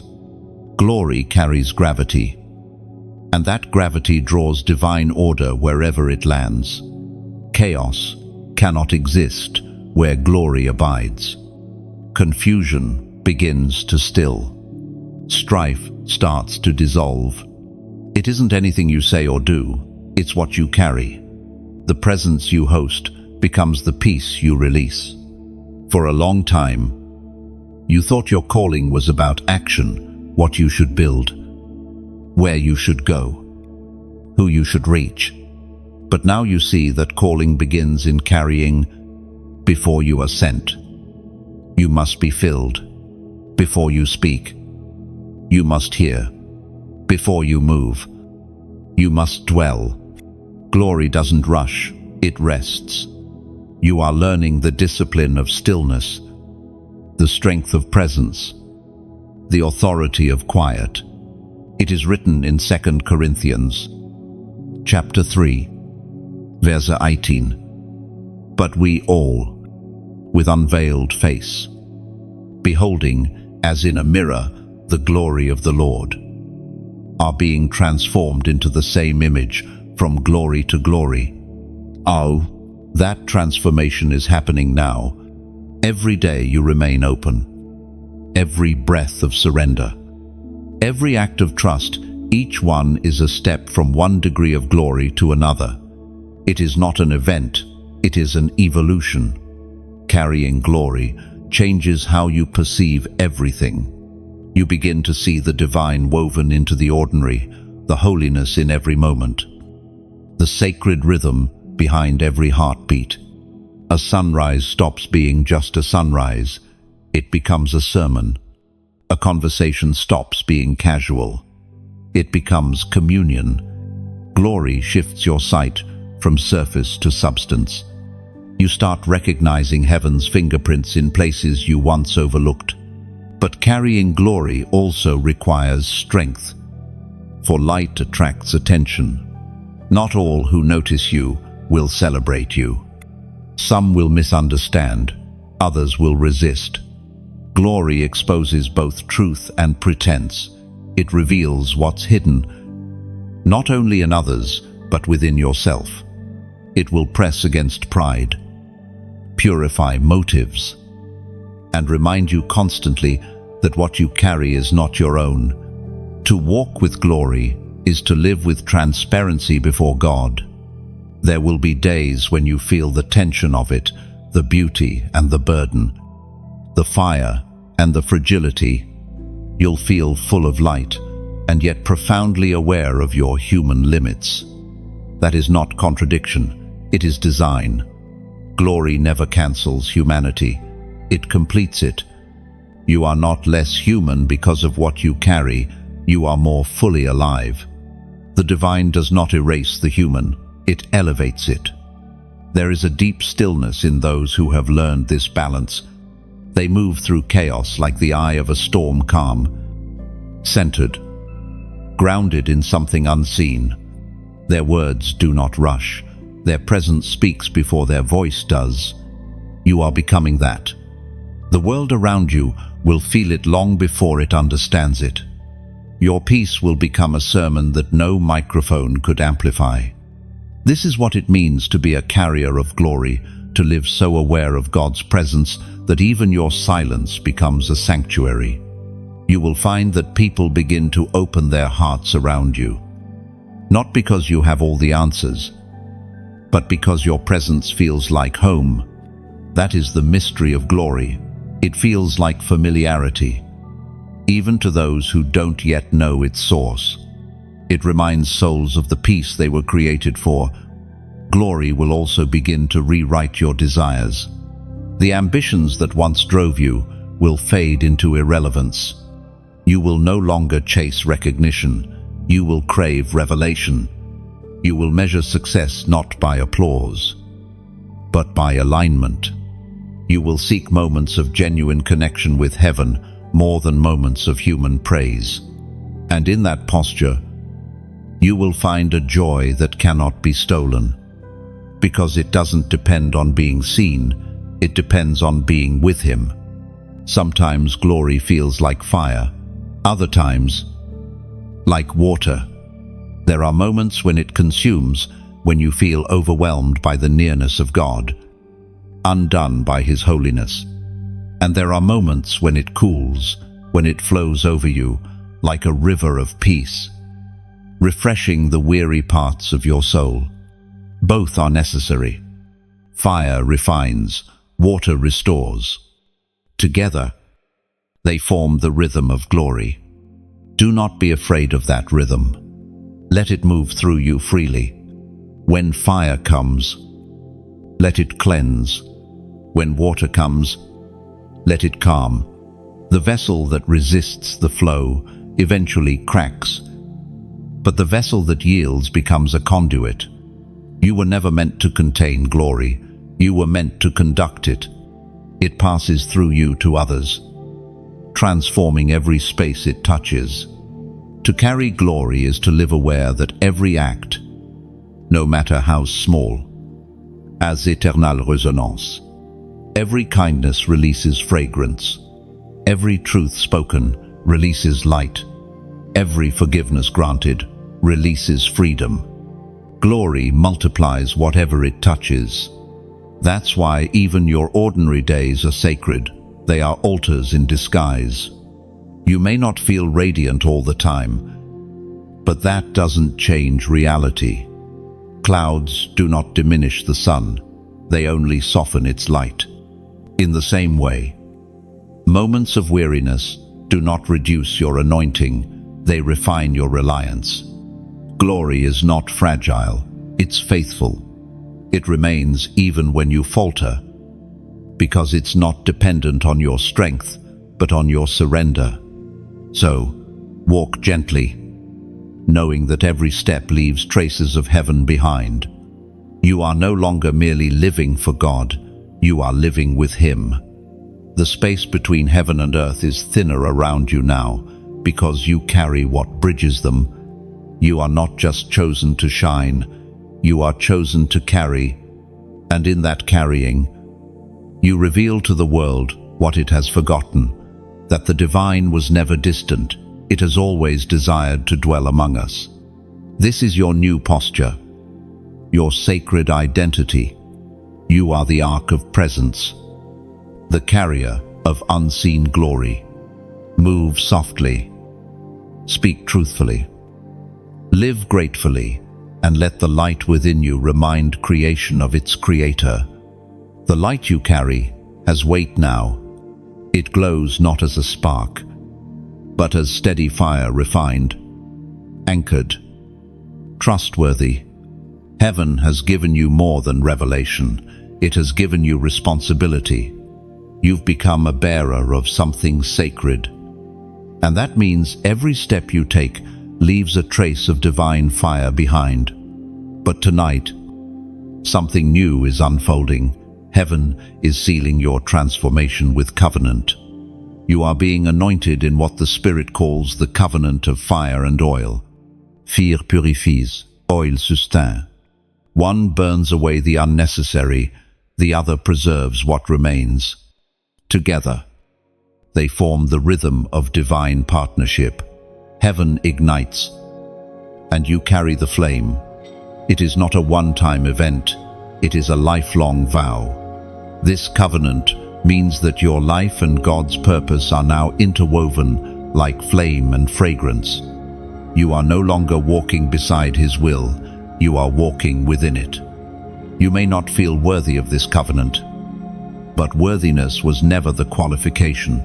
Willingness was. The moment you said yes, heaven poured oil over your story. Every broken place became an altar. Every scar became a vessel. You have been marked for endurance.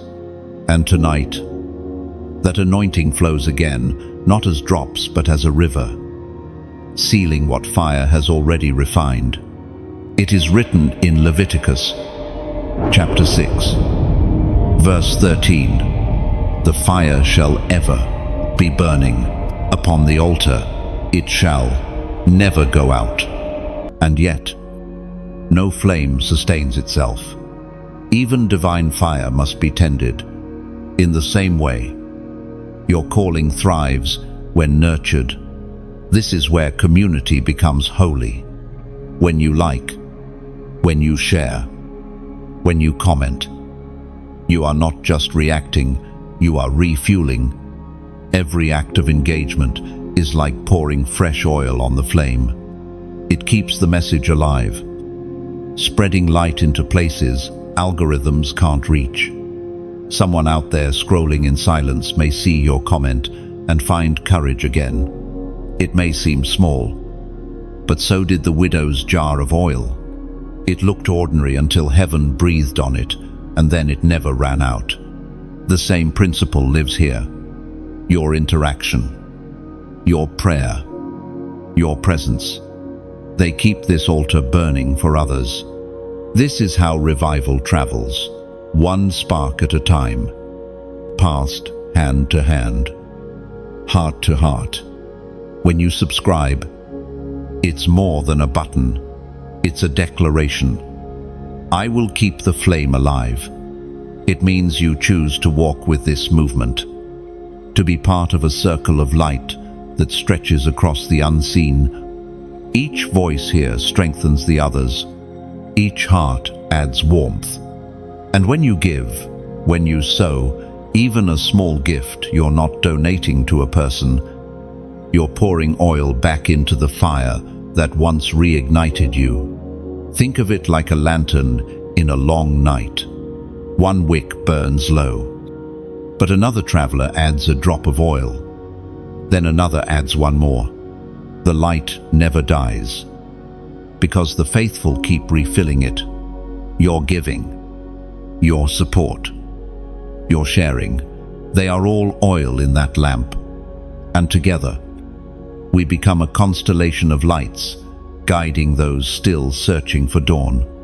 The beauty of this covenant is that it's mutual. Heaven sustains you, and you sustain what heaven is doing through you. It's an exchange of trust. When you pour back into the flame that feeds your spirit, you're saying, I value this fire, I will help it reach others.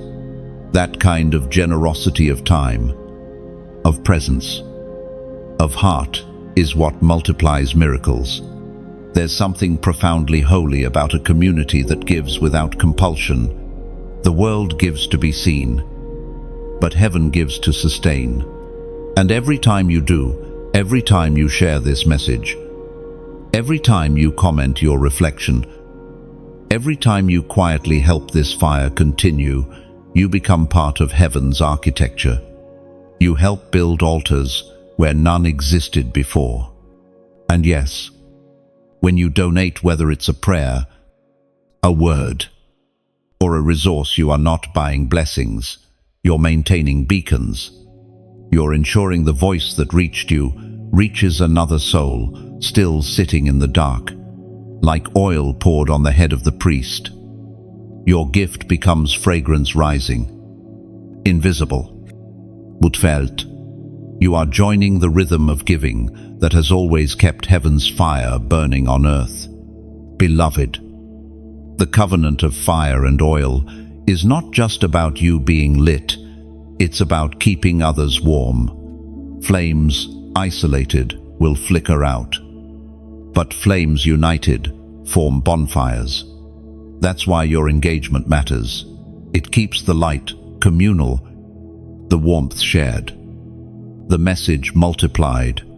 The kingdom of God spreads through connection, not competition. So, as you carry this new anointing, remember to tend both sides of it, fire and oil. Keep your passion alive through prayer and presence. Keep your oil flowing through kindness and giving. One purifies you, the other preserves you. Together, they make you unstoppable. And when you move in this covenant, you become the message itself. You don't just talk about light, you live as proof that it endures. Every time you forgive, every time you give, every time you choose love over pride, a spark leaps from your spirit to another. You are a walking altar, a living flame, an ever-burning reminder that God still moves through surrendered hearts. So, let this fire continue to burn here among us. Let this oil never run dry. Let our words, our acts, our generosity become the fuel that keeps hope alive in others. You are part of something greater now, a sacred rhythm of giving and glowing, of burning and blessing. May every like be a spark, every share a flame, every donation a drop of holy oil, keeping this light alive for generations to come. Together, we are not just watchers of fire, we are its keepers. You have stepped fully into the rhythm of divine life now, the ebb and flow of presence, the quiet strength of peace, the steady hum of purpose beneath every breath. The covenant of fire and oil has settled into your spirit like second nature. You no longer strive to hold the flame, it holds you. You no longer fear losing the oil, you have become its source. Every movement, every thought, every word feels touched by something eternal. And yet, the wonder deepens, because while you walk forward clothed in light, heaven continues its unseen work behind you. There are things shifting in the atmosphere that you cannot yet perceive, currents of providence moving quietly, threads of destiny weaving through the unseen. The Almighty is arranging circumstances with a precision so exact that even time must bow. Angels are in motion, unseen hands working in perfect order, aligning everything to sustain what you now carry. This is the realm of unseen hands at work. You have felt their presence before, in the inexplicable protection that came just in time, in the opportunity that arrived from nowhere, in the peace that descended when logic said it shouldn't. Those weren't coincidences, they were coordinates. Heaven's architecture has been mapping your steps from the beginning, moving details into place long before you could have planned them. As the psalmist declared in the sacred songs of Psalm, chapter 91, verse 11, for he will command his angels concerning you, to guard you in all your ways. You might not always feel them, but you have seen their fingerprints. Think of the moments when doors closed that would have trapped you, when rejection redirected you toward redemption, when sudden intuition saved you from harm. Those were the whispers of the unseen hands. Heaven often guides through subtlety, not spectacle. The work of these unseen hands also includes shaping hearts around you. People who once overlooked you begin to notice. Mentors appear without being sought. Resources find their way to your need, like rivers finding the sea. These alignments are not random, they are responses to obedience. Every yes you gave to God sent ripples through creation, rearranging outcomes, rewriting sequences, redeeming what was lost. You are beginning to learn the divine rhythm of trust, moving without seeing. believing without proof, resting while heaven works. Faith isn't denial of uncertainty, it's confidence in unseen order. When you trust unseen hands, anxiety loses its grip. You no longer demand explanations, you anticipate evidence. The human heart often struggles here, wanting to see before believing, but faith reverses the order it believes, and then sees. The unseen hands do not always move at your pace, but they never miss their mark. What seems delayed is often being prepared in dimensions you cannot access. Heaven's craftsmanship takes time because it builds things that last forever. Sometimes, the unseen work feels like silence. You pray, and heaven seems still. But remember this, when the seed is underground, it is not inactive, it is incubating. Growth is happening where eyes cannot watch. Silence is not absence, it is development. God's hidden work is never idle, it is intentional.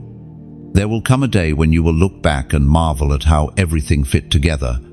You'll see how one closed door protected you from disaster, how one season of obscurity prepared you for visibility, how one unanswered prayer led you to what you actually needed.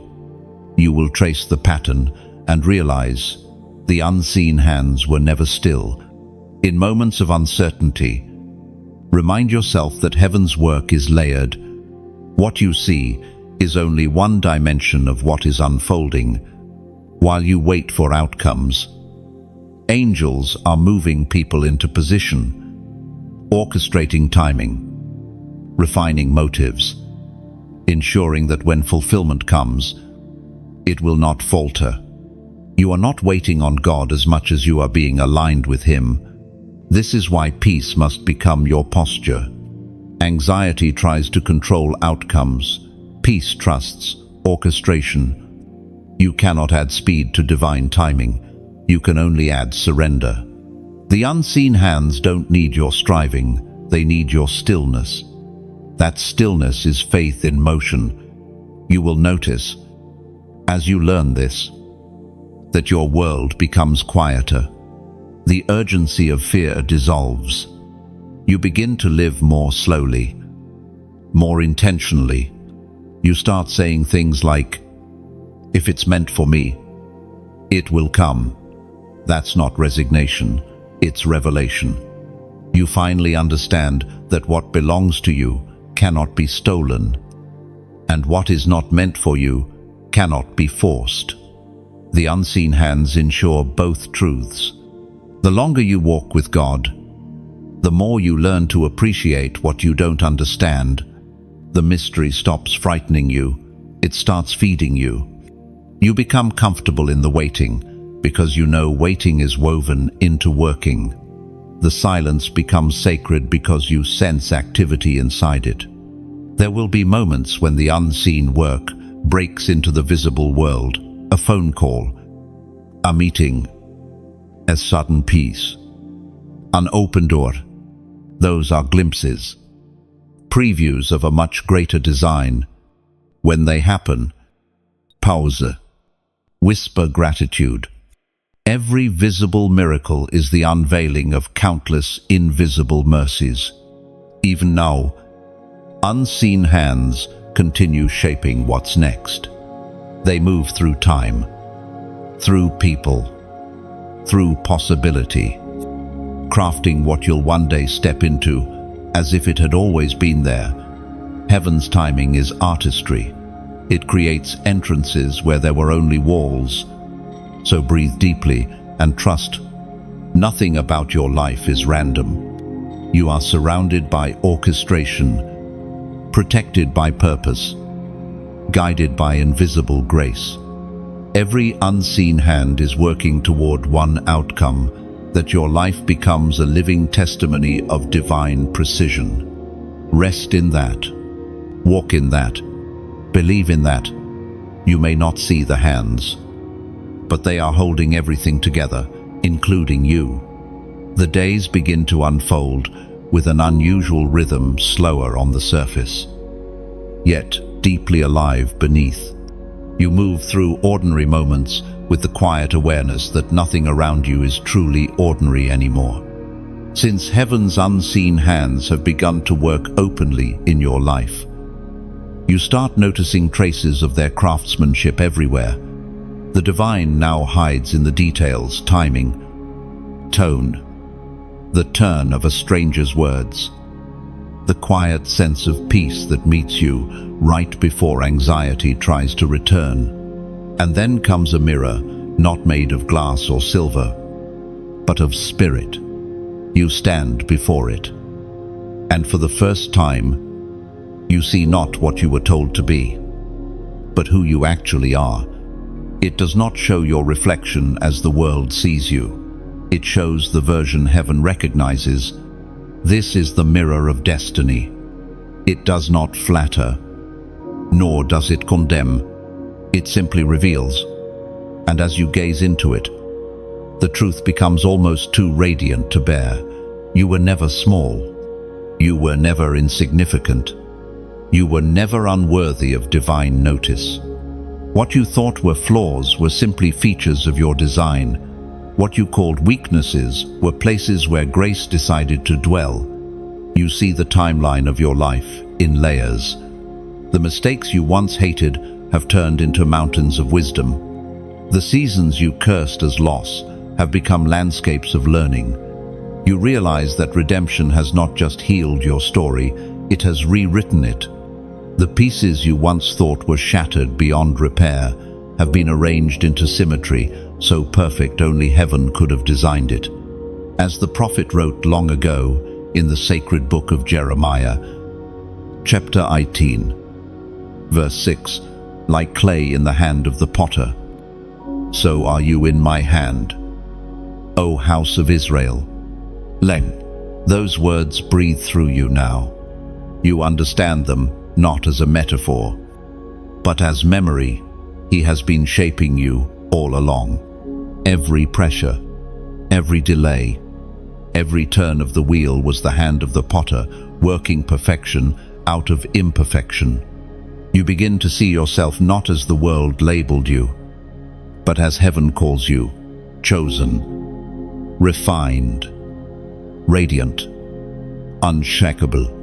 And in that seeing, a deep peace settles, because destiny is not about striving, it's about unveiling. You do not become your purpose, you remember it. The mirror shows you that you were never unqualified, you were simply unready. This revelation changes how you move. You stop seeking validation from those who cannot comprehend your calling.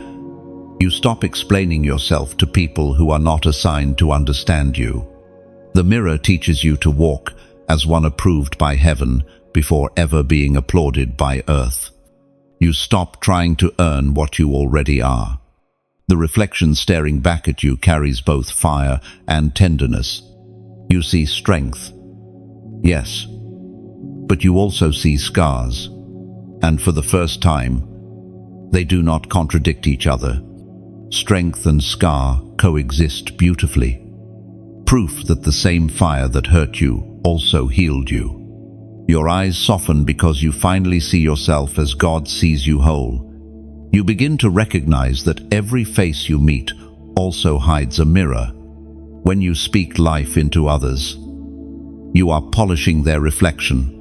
When you judge harshly, you cloud their view. The mirror of destiny isn't only for you, it's through you. You become a reflector of divine truth, showing people not who they think they are, but who heaven still believes they can be. This mirror is not without challenge. It demands honesty. It will not let you hide behind performance or pretense. It strips away the masks you've worn to survive. It asks questions that pierce gently but deeply. Do you love what he loves? Do you forgive what he's forgiven? Do you trust the hand that shaped you?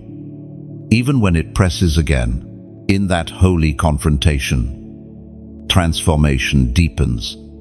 You find yourself less afraid of truth. You welcome correction because it polishes the reflection. You no longer flinch when conviction comes. It feels like cleansing, not condemnation. You realize that repentance is not shame, it's restoration. Every time you turn back toward light, the mirror becomes clearer. There's beauty in this process, an internal freedom that cannot be faked. You begin to live without the weight of pretense.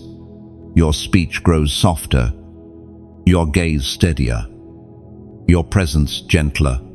The world's noise fades because the truth inside you speaks louder. You no longer need to prove that you are chosen. You simply live as one who is. Even your prayers change. You no longer beg for favor. You thank God for alignment. You stop pleading for new seasons and start mastering the one you're in. Gratitude replaces striving, and peace replaces pressure. The mirror has taught you that you already carry everything you once chased. At times, you will look into that mirror and weep, not from sadness, but from awe, because you will recognize how far grace has brought you.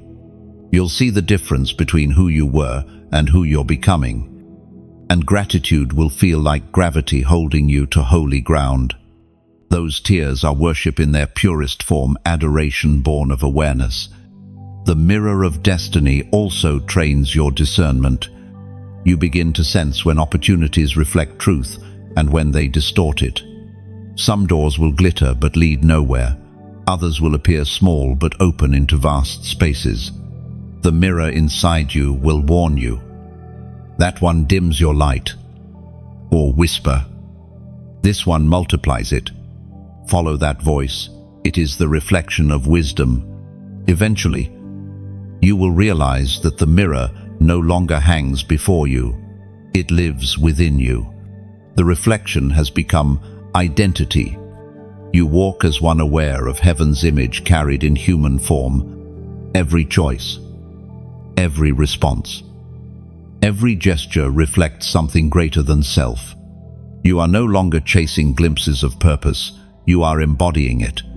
This is what the world needs now, not more noise, but mirrors that remind people of their light. You have become one of them.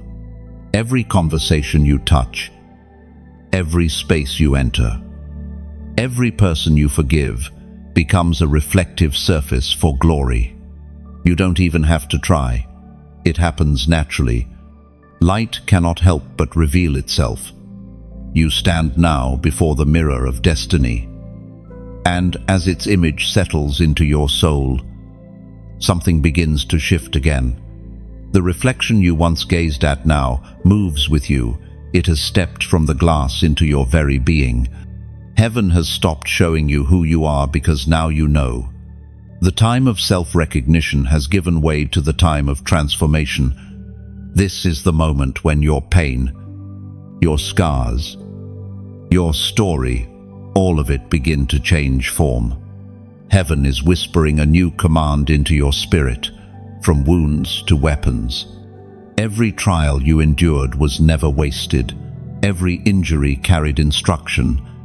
You thought your pain disqualified you, but heaven saw it as training. The moments that tore your heart were forging steel within your spirit. Every betrayal taught you discernment. Every rejection strengthened your empathy. Every failure sharpened your focus. You were not breaking. You were being armed. You have seen enough darkness to understand it, but not to become it. You can now recognize deception by its scent, manipulation by its rhythm, lies by their tone. You have been equipped to walk through battlefields without fear because you know what it costs to fall and you know who lifts you. It is written in the sacred letter of Romans, chapter 8, verse 37, "In all these things we are more than conquerors through him who loved us." In.com. That verse breathes inside you now. Not conqueror by avoidance, but conqueror by transformation. You didn't win because the war was easy. You won because the wound became a weapon. Think of how weapons are made: metal placed into fire, beaten again and again until it takes shape, until the formless becomes formidable. That was you. The heat you endured was the forge. The blows were not destruction, they were definition. You were tempered by pain until you could carry power without pride. The sound of your struggle was not failure, it was formation. Now, when you speak, there's authority in your tone. It's not rehearsed, it's real. You carry a credibility that can't be faked because you've bled for what you believe. People may hear your words, but heaven hears your history. The unseen realm recognizes a survivor's sound. That is why even darkness hesitates now when you pray. It knows what your endurance cost. You have become a living paradox, soft enough to feel, yet strong enough to stand. You can comfort others without absorbing their chaos because your healing has boundaries. You can confront lies without losing gentleness because your heart has learned discipline. The very wounds that once made you fragile have made you fierce. And yet, in all this strength, humility grows deeper. True warriors do not boast about battles. They bear their scars quietly. You know now that power without compassion is just noise. You wield your weapons not to destroy but to deliver. Every act of love, every word of truth, every moment of forgiveness is a strike against darkness. You may still feel pain occasionally. That's natural. Weapons remember the fire they were forged in. But that memory isn't weakness, it's wisdom. It keeps you grounded. It reminds you that even though you carry divine strength, you are still human, and that humanity is what makes you dangerous to hell. Because divine power housed in human empathy is unstoppable. Do you see it now? Heaven never wanted perfection. It wanted partnership. Your weaknesses didn't repel God, they attracted him. He saw the cracks and said, "That's where my glory will shine." What once embarrassed you will become what empowers you. The story that once hurt to tell will soon heal others. You are the proof that redemption is not theory, it is tangible. When people look at you, they will see resilience that makes no sense. They will wonder how you survived, what should have broken you. And your answer will not be philosophy, it will be presence. You will say, "I didn't just survive, I was shaped." That's the sound of someone who turned wounds into weapons.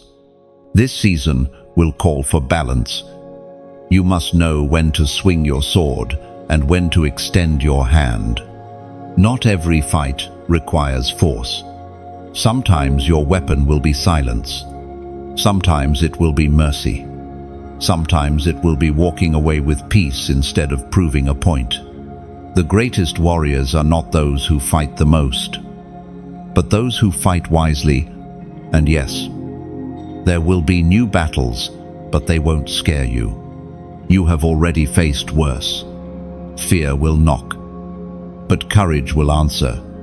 You've learned that courage isn't the absence of fear, it's the mastery of it. You now fight from victory, not for it. The outcome is already written. Your only task is obedience. Your past has become your arsenal. Your tears are arrows. Your endurance is armor. Your faith is a blade sharper than despair.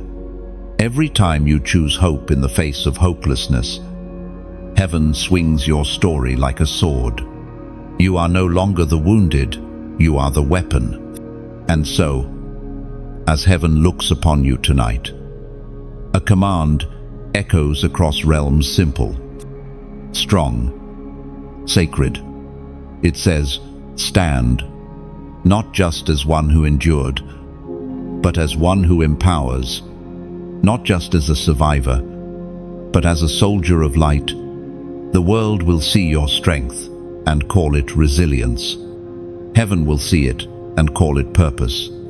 If you can feel that truth resonating deep inside you, now, if you sense that shift from victim to victor, from pain to purpose, then seal it with a prophetic act. Comment, 444 below. It's not superstition, it's symbolism. 4 is the number of foundation. You are declaring that your pain has become your platform, that your story now stands firm. When you write it, you're not just typing, you're testifying. This wound has turned into a weapon. Rise, chosen one. You have been forged. You have been tempered. And now, you are armed not to harm, but to heal. The world around you feels quieter now, as if even the wind pauses when you walk by. There's a different atmosphere about you, something grounded yet electric. It's not just that you've been strengthened, it's that you've become steady. The fire inside you no longer rages out of control, it burns with focus. The weapon you once feared to hold now rests naturally in your hand, and as the morning breaks across the unseen horizon, you hear it, the cry of others rising in the distance, the sound of awakening. You are not alone in your transformation. You are hearing the cry of the watchman. There are others like you, scattered across nations, standing silently in prayer, in labor, in hidden places of surrender. They, too, were wounded and refined, called and chosen. Heaven is gathering them now. Across the world, unseen connections are forming between hearts that have never met but share the same fire. Together, you form a spiritual remnant, a company of watchmen awakened for a single purpose, to keep the light alive as darkness deepens. It is written in Isaiah, chapter 62, verse 6, I have set watchmen on your walls. O Jerusalem, they shall never hold their peace day or night. And those words once belonged to ancient sentinels standing on stone towers. But tonight they belong to you. You are one of them now. You are not only protected, you are appointed. Heaven has stationed you on the walls of this generation. Your post may be invisible, but it is essential. The watchman's call is not glamorous. It is lonely, quiet, relentless. It demands attentiveness in seasons when others sleep, but it also carries immense honor. For the watchman stands between realms, listening to heaven, guarding the earth. You hear what others miss. You sense what others ignore. You are the early warning system of the kingdom, trained to detect shifts in the spirit before they appear in the natural. You may not have known this role was being formed within you. Every sleepless night when you prayed without knowing why. Every sudden burden to intercede for someone you barely knew. Every inexplicable ache for the world's pain. Those were not coincidences. They were the stirrings of your assignment. Heaven was awakening the watchman within you. Your prayers are not whispers lost in air. They are signals sent to heaven's command center. Each one releases light into unseen corridors, confusing plans of darkness before they manifest. The world may never know your name, but eternity knows your sound. Every intercession is a strike. Every whispered yes becomes thunder in unseen realms. This is the sacred paradox of watchmen. They guard, but are also guided.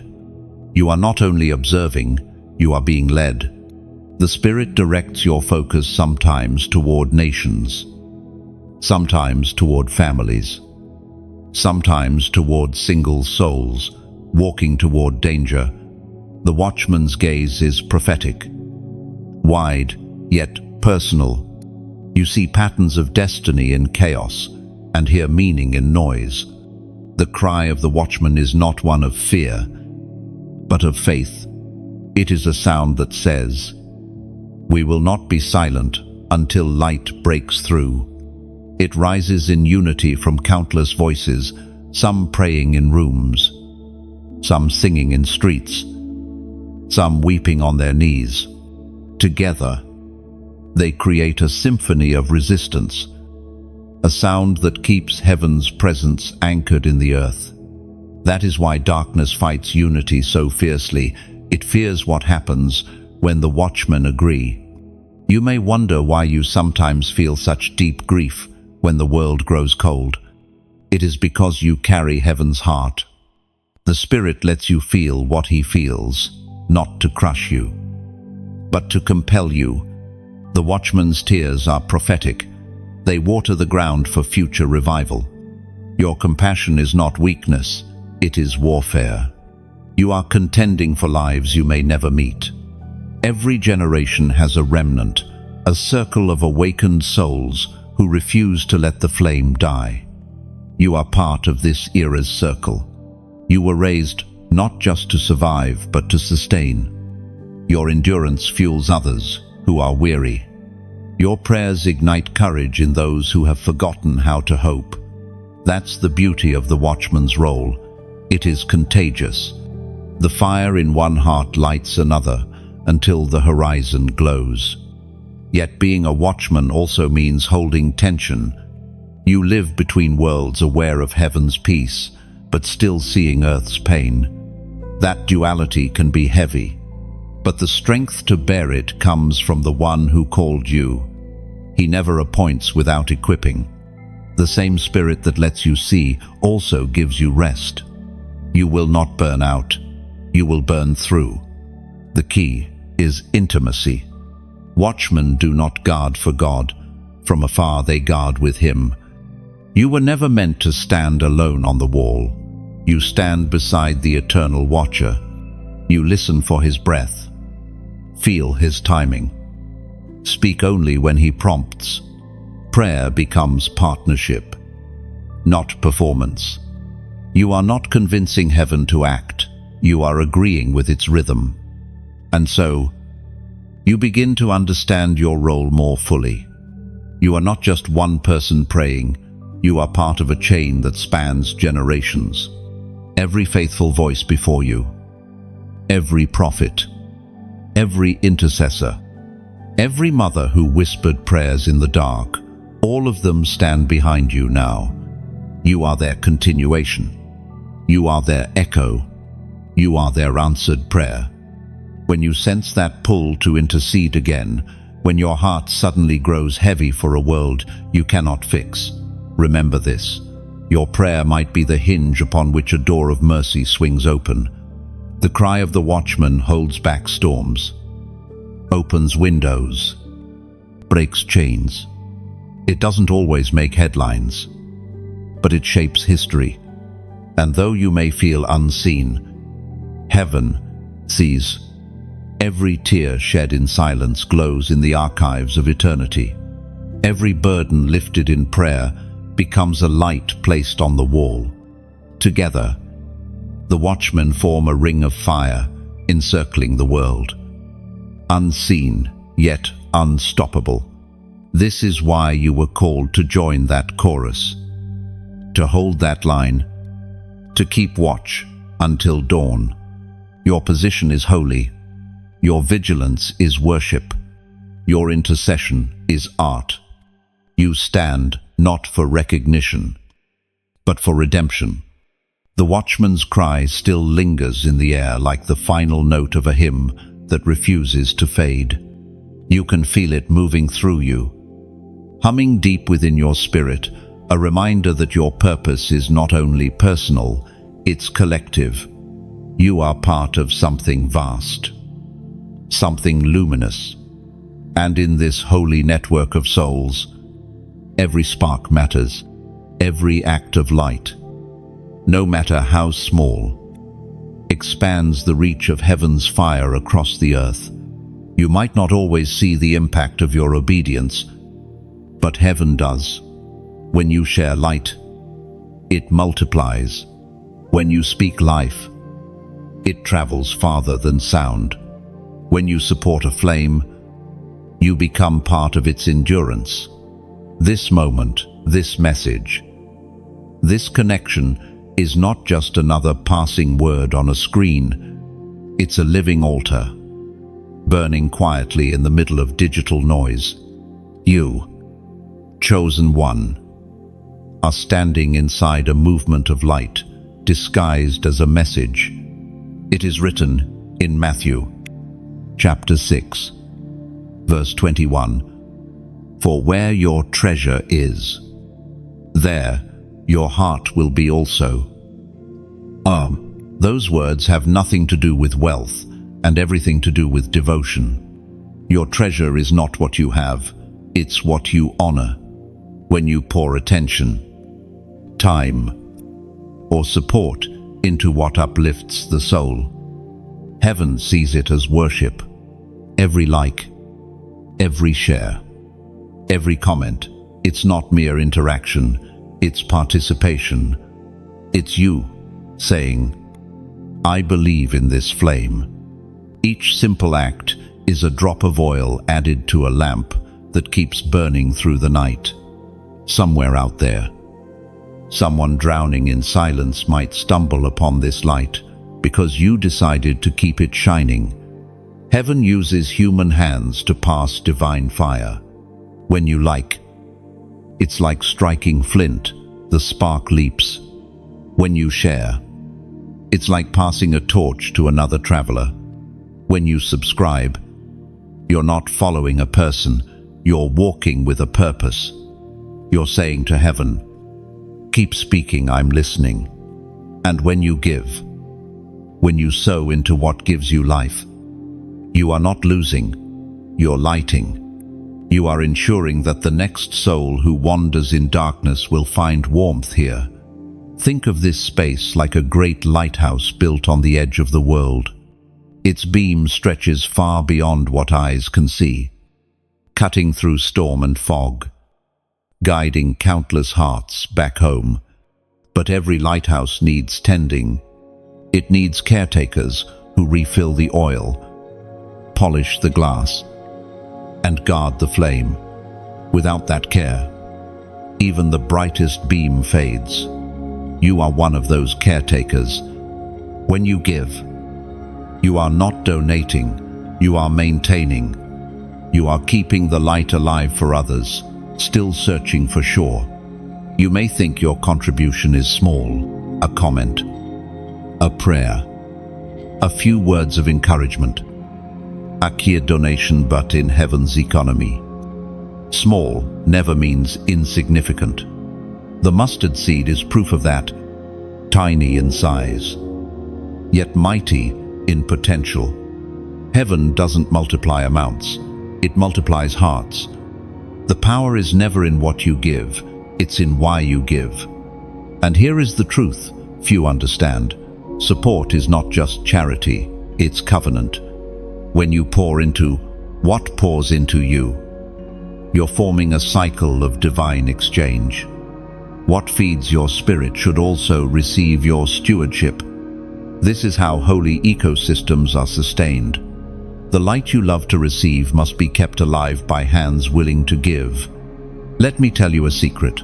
The world has forgotten when you sustain light. Light sustains you. The very same grace that flows from these words circles back to cover those who protect it. The blessing never leaves the giver's orbit. It always returns, multiplied. That's the law of heaven. Every drop of oil offered returns as fire in your own lamp. Maybe you've felt lately that your contribution doesn't matter, that the world is too large, your voice too small. But remember, a single spark can start a sunrise. That's how every movement of change begins, with one who dares to believe their light makes a difference. And yours does. Every time you act out of faith instead of fear, generosity instead of indifference. You alter the course of someone's day, maybe even their destiny, when you share these words. They might land in a home full of silence, in a heart that has forgotten how to hope, and suddenly, because of your simple action, heaven enters that space. You will never meet most of the lives you touch, but they will feel your kindness in ways you'll never measure. That's the unseen beauty of light. It travels farther than its source ever imagines. And yes, some will feel called to do more, to pour back into the very flame that helped reignite them. That's not obligation, that's overflow. When a heart overflows, giving becomes natural. You're not funding content, you're fueling a mission, ensuring that words soaked in spirit keep finding the weary. Your oil might become the reason another soul finds warmth at midnight. We build this together, brick by brick, heart by heart, gift by gift. What we're creating here isn't a platform, it's a living altar, glowing steadily in a world dimmed by noise. Every act of engagement, every offering of support, every moment of prayer keeps that altar burning bright. So, if this message speaks to your spirit, if it has touched something deep inside you, remember, you are part of the reason it exists. This fire survives because chosen ones like you keep feeding it. Together, we ensure that the light doesn't just reach us, it reaches beyond us. You are not an audience, you are an ally. You are not a follower, you are a flame keeper. Your presence, your heart, your faith, they are all drops of oil in heaven's lamp. And as long as there are hearts willing to tend the fire, the night will never win. There's a quiet stillness that follows, giving an afterglow of peace that feels like heaven breathing over what's been released. That stillness isn't empty, it's full. It hums with unseen energy, like the pause between lightning and thunder. In that silence, you realize something profound. All your acts of faith, all your yeses, all your unseen moments of surrender, they've been heard.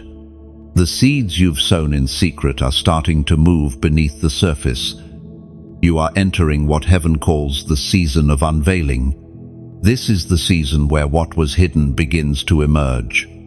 For years, your growth has happened underground, roots stretching deep, foundations being fortified in silence. You've wondered if heaven saw your faithfulness, your long nights, your patience when reward felt delayed. And now, the Spirit whispers, it's time. What once was buried will break through. The things you thought were lost are about to bloom in unexpected places. The unveiling doesn't arrive with fanfare. It comes like dawn. At first, the darkness softens. Then faint colors appear. And before you realize it, light fills the horizon. That's how divine timing works. It unfolds, not explodes. One morning soon, you'll wake and find that what you prayed for is standing before you, not as a miracle that shocks, but as a reality that feels inevitable. It is written in Luke, chapter 8, verse 17, "For nothing is hidden that will not be disclosed, nor anything secret that will not come to light." This verse isn't about exposure, it's about revelation. Heaven doesn't reveal to shame, it reveals to fulfill. The same light that exposes what's false also unveils what's divine. And now, it's unveiling you. You were not forgotten. You were being formed. The obscurity wasn't punishment, it was protection. Heaven hid you while it built you. You were like a seed buried in the dark, misunderstood by those who saw only silence. But seeds know something. Soil doesn't burial and planting look identical, but their outcomes are worlds apart. One ends in decay, the other begins in destiny. You were never buried to die, you were planted to rise. And now, the soil begins to stir. The pressures that once pushed you down are now propelling you upward. You can feel the cracking, uncomfortable but necessary. New life always begins with breaking. You are not falling apart, you are breaking open. What once looked like loss was simply the earth making room for your emergence. Your unveiling won't require striving. Seeds don't push the sun to rise, they simply respond to light. You are entering a season of effortless growth. The favor you couldn't manufacture will start finding you. The opportunities you once chased will start seeking you. This is what happens when hidden preparation meets appointed time. The unveiling is also relational. Heaven is aligning people to recognize what they once overlooked in you. The same faces that dismissed you before will now see you differently, not because you've changed appearance, but because you carry visible glory. You've become a walking testimony of what time, obedience, and grace can create. You no longer need to announce your worth. Your fruit will speak. But be warned, the unveiling is not just for your recognition, it's for heaven's reflection. The light that shines on you is meant to shine through you. When doors open, walk humbly. When honor comes, redirect it upward. When blessing flows, let generosity flow too. The moment you make the light about yourself, it dims. The more you reflect, the brighter you become. Your unveiling will not just reveal your strength, it will reveal your heart. Some will be drawn to your glow, others will be threatened by it. Don't shrink to soothe their shadows. You were not lit to hide, you were lit to lead. Light doesn't apologize for shining, it simply illuminates what's real. Stay gracious, but stay visible. Heaven's light was never meant to stay undercover.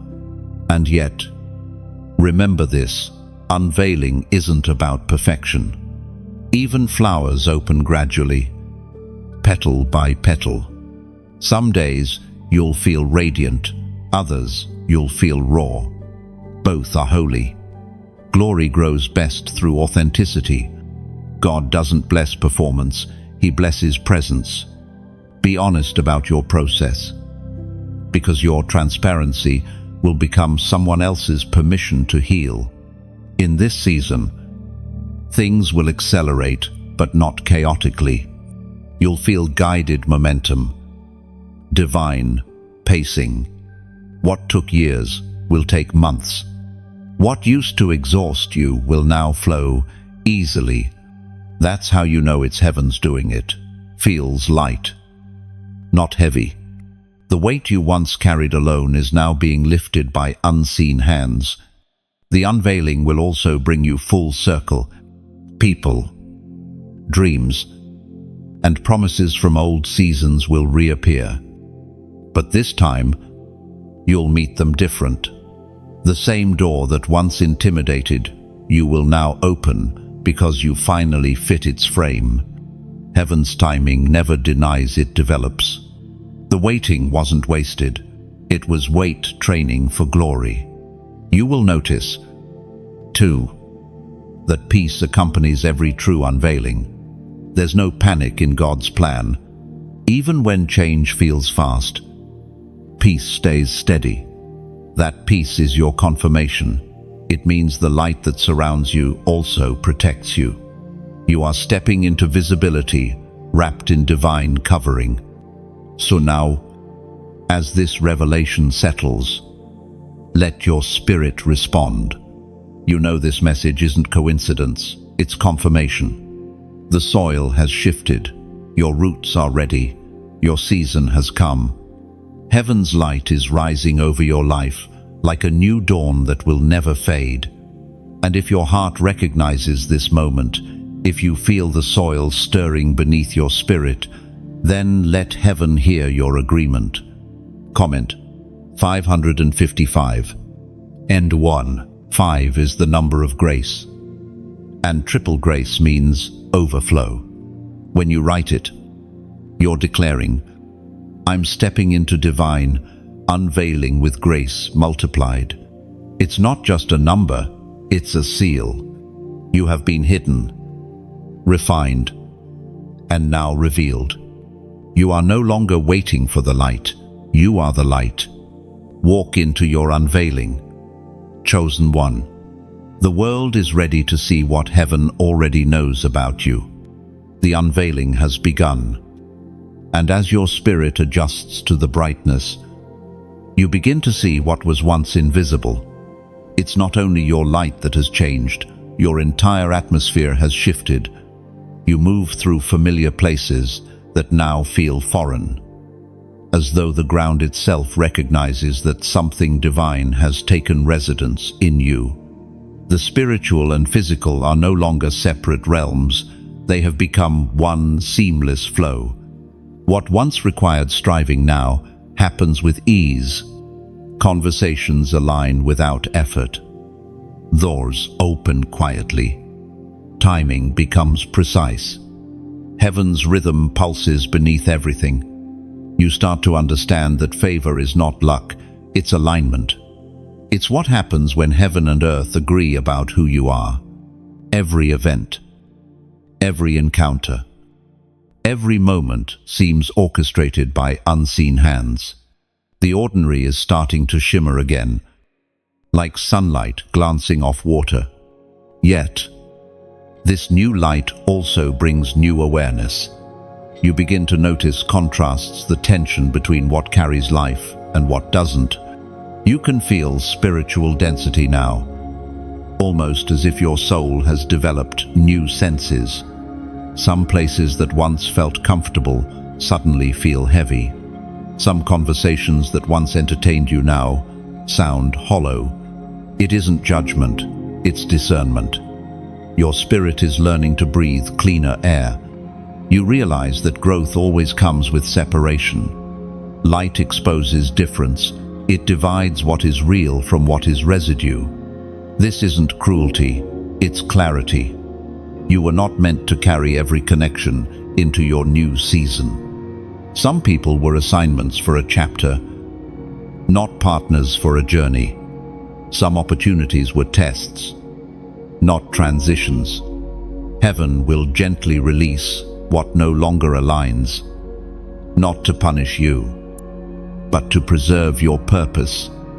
It is written in John, chapter 15, verse 2, "Every branch in me that does not bear fruit, he takes away. And every branch that bears fruit, he prunes, that it may bear more fruit." Pruning is painful because it feels like loss, but it's actually multiplication. Every cut is strategic. God removes not to diminish, but to strengthen. The gardener never prunes dead trees, only those with potential. The pain you feel now is proof of life. You begin to feel that truth deeply. The friendships that fade, the plans that fall apart, the changes that arrive without explanation, all of them are pruning shears in the hands of love. Heaven's hand may sometimes feel harsh, but it never cuts without purpose. If it's being taken, it's because it was too small for where you're going. This season of separation is sacred. It teaches you to listen more than to speak, to observe rather than to react. You'll find yourself saying less, guarding your peace like treasure.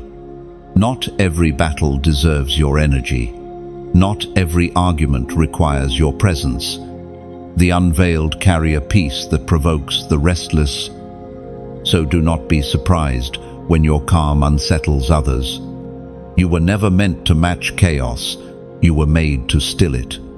Your awareness expands even further. You begin to sense how everything is connected, the way pain gives birth to wisdom, how endings make room for beginnings, how silence is not the absence of sound, but the presence of balance. The Spirit teaches you to read creation like scripture, the slow patience of trees, the resilience of rivers, the generosity of sunlight. You start to see God everywhere, not just in sacred spaces, but in all things touched by breath. This awareness births reverence. You move more gently, speak more thoughtfully, listen more fully. You begin to live as though every moment matters, because it does.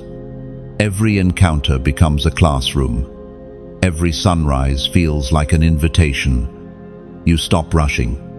The unveiled soul has no need to hurry because it knows that destiny never arrives late. Still, light attracts opposition. As your glow intensifies, shadows will test your boundaries. Distractions will come wearing beauty. Temptations will come disguised as opportunities. But discernment is your shield now. You can feel counterfeit energy before it even speaks. The Spirit within you alarms gently, saying, "Not this one." Trust that inner warning. It's heaven guarding your glow. You will also sense the weight of others' expectations pressing against your peace. Some will see your light and expect constant brilliance, forgetting that even the sun sets. But you've learned the rhythm of rest. You know that retreat is not weakness, it's renewal. Every true light alternates between shining and refueling. Protect your sacred rhythms. Burn steady, not frantic. There's a new humility in you too, the kind that comes not from defeat, but from understanding. You've seen how fragile and holy life is. You carry your calling not as a weapon now, but as a whisper. Your words no longer try to convince, they simply convey. Truth doesn't need force, it needs clarity. And as you grow in light, gratitude deepens. You start thanking God, not just for victories, but for valleys. You realize the valleys were classrooms disguised as battles. They taught you to hear His voice in the dark, to trust direction without sight. Gratitude becomes your new gravity. It keeps you grounded even when glory elevates you. The unveiling continues, not as a single event, but as a lifestyle. You are learning that revelation is ongoing. Each day, another layer of purpose peels back. Another mystery unfolds. It's not that you know more, it's that you see better. And with every revelation, your compassion grows, because now you understand how much heaven loves even the unready, the unaware, the undone. You've become an interpreter of divine movement, someone who can see God's fingerprints where others see chaos. That gift is not for superiority, it's for service. The unveiled are not crowned for decoration, they are crowned for duty. You've been revealed not just to shine, but to show others the way out of their own shadows. The unveiling has changed everything. The world that once seemed vast and chaotic now feels intentional, patterned, sacred. You walk through it differently now, not as a wanderer seeking meaning, but as a vessel carrying it. Every moment breathes purpose. Every silence hums with divine orchestration. Yet, this next stage is not about revelation, it is about reflection. Heaven now begins to teach you how to carry light with wisdom. The most dangerous season for the chosen is not the wilderness, it is success. The wilderness humbles, but recognition tests purity. You have passed through valleys of hiddenness, learned endurance through silence. And now glory rests on you. But light draws attention, and attention can seduce. This is why heaven begins to whisper new lessons about humility, discernment, and the holy art of invisibility. You were not called to perform light, you were called to preserve it. Fame is the counterfeit of fruitfulness. It shines for a moment, but fades under scrutiny. True glory endures because it's rooted in substance, not spotlight. The unveiled must learn the delicate balance between visibility and vanity, being seen without seeking it, influencing without inflating. It is written in Micah, chapter 6, verse 8, "He has shown you, O man, what is good. And what does the Lord require of you but to do justly, to love mercy, and to walk humbly with your God?" So heaven teaches you a deeper kind of surrender, one that hides strength under stillness. The unveiled don't need to announce themselves. Their presence speaks. Their peace enters rooms before their words do. You will notice that the more you carry heaven's weight, the quieter you become. Wisdom rarely shouts, it resonates. The Spirit begins to train you in restraint. Not every truth must be spoken immediately. Not every insight must be shared. Timing is sacred. Words delivered too early can wound. Revelations offered too lightly can lose their weight. You are learning the discipline of delay, the art of waiting for heaven's timing before revealing heaven's thoughts. That's what keeps wisdom pure. And this refinement continues in how you see others. You begin to recognize that not everyone walking in darkness is defiant. Some are simply lost. Light without love can scorch. Illumination without empathy can blind. The unveiled must shine with gentleness, offering warmth, not judgment. You are not a sword now, you are a lamp. You guide, you do not glare. In this season, you will notice heaven softening your tone. The fire that once shouted now whispers. The authority that once shook now soothes. You begin to understand that strength and gentleness are not opposites. They are reflections of the same holiness, expressed differently. Jesus could calm a storm with a word, and also cradle a child with the same hands. That is the standard of true spiritual maturity, strength under control. There's a deep rest that comes with this wisdom. You stop reacting to everything. You stop fighting to prove what time will reveal. You realize that some vindication is unnecessary because truth has its own voice. You no longer chase explanations or validation. You simply live the evidence. The unveiled understand that the most powerful testimony is consistency. Your awareness sharpens again. You start noticing the subtle pride that hides even in spiritual spaces, the urge to be seen as enlightened, the temptation to measure holiness by performance. But the Spirit within you exposes these tendencies, not with shame, but with compassion. It whispers, "Stay small enough for grace to fit comfortably." You begin to find beauty in anonymity, peace in privacy, joy in the background. This hidden wisdom transforms your relationships too. You no longer cling to those who drain your energy, but you also stop resenting them. You release people with love, blessing them to find their own light. You forgive faster, speak slower, and listen longer. You realize that the goal was never to be admired. It was always to be authentic. As you grow quieter externally, your inner world becomes louder with peace. You begin to hear heaven's voice not as a shout, but as a steady presence that speaks even through stillness. The unveiled learn to hear God in laughter, in quiet work, in the rhythm of daily life. You realize that intimacy with heaven is not about dramatic moments, it's about continuous awareness.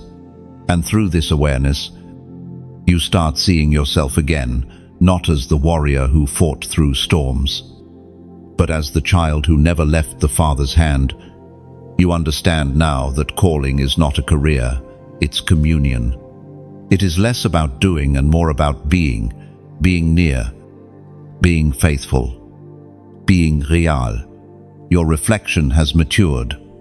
What once burned wildly now glows steadily. What once spoke loudly now moves deeply. You've become the kind of soul that carries peace wherever it goes, not because you're perfect, but because you've surrendered. That is heaven's goal. Always. Not that you would become flawless, but that you would become faithful. So walk gently through this season. Let humility be your fragrance. Let mercy be your rhythm. Let wisdom be your language. You are now a guardian of light, a keeper of truth, a silent melody that echoes heaven's harmony on earth. The world will sense it. They may not understand why your calm carries weight, why your smile feels like peace, why your words cut through noise, but they will feel it, the fragrance of heaven on your life. And when they ask what changed, you won't need to explain. You'll simply say, I learned how to carry light. 1. The journey of light continues, but now it deepens. You have learned to carry glory with humility, to walk with wisdom instead of haste, to listen to heaven's rhythm rather than the world's noise. Yet the Spirit is not finished with you. You can feel it, something new rising within your heart. Not an urgency, but an invitation, a quiet stirring, calling you from illumination to intercession. You have been lit not just to shine, but to shield. This is the season of standing in the gap. You may not see it fully yet, but heaven has begun positioning you between realms, between despair and hope, between pain and promise, between those who cannot yet reach and the one who never stops reaching. Your prayers have grown heavier lately because your calling has grown holier. You are no longer praying only for yourself. Heaven is trusting you with its burdens. Intercession is more than words, it is embodiment. It means allowing your heart to feel what God feels. Even for a moment, it means becoming a vessel through which divine compassion flows into the world's ache. And though this work is silent and unseen, it shakes the invisible foundations of darkness. Every tear shed in prayer, every sigh offered in faith becomes a seed planted in eternity. It is written in Ezekiel, chapter 22, verse 30. And I sought for a man among them who would build up the wall and stand in the gap before me for the land, that I should not destroy it, but I found none. But this generation will not echo that sorrow, for heaven has found one you. You are the one who stands, the one who feels the ache and does not look away, the one who turns pain into prayer, exhaustion into worship, and burden into breakthrough. To stand in the gap is to love beyond convenience. It means weeping for those who mock, praying for those who persecute, and blessing those who break you. It is the most difficult form of obedience because it requires dying to self without applause.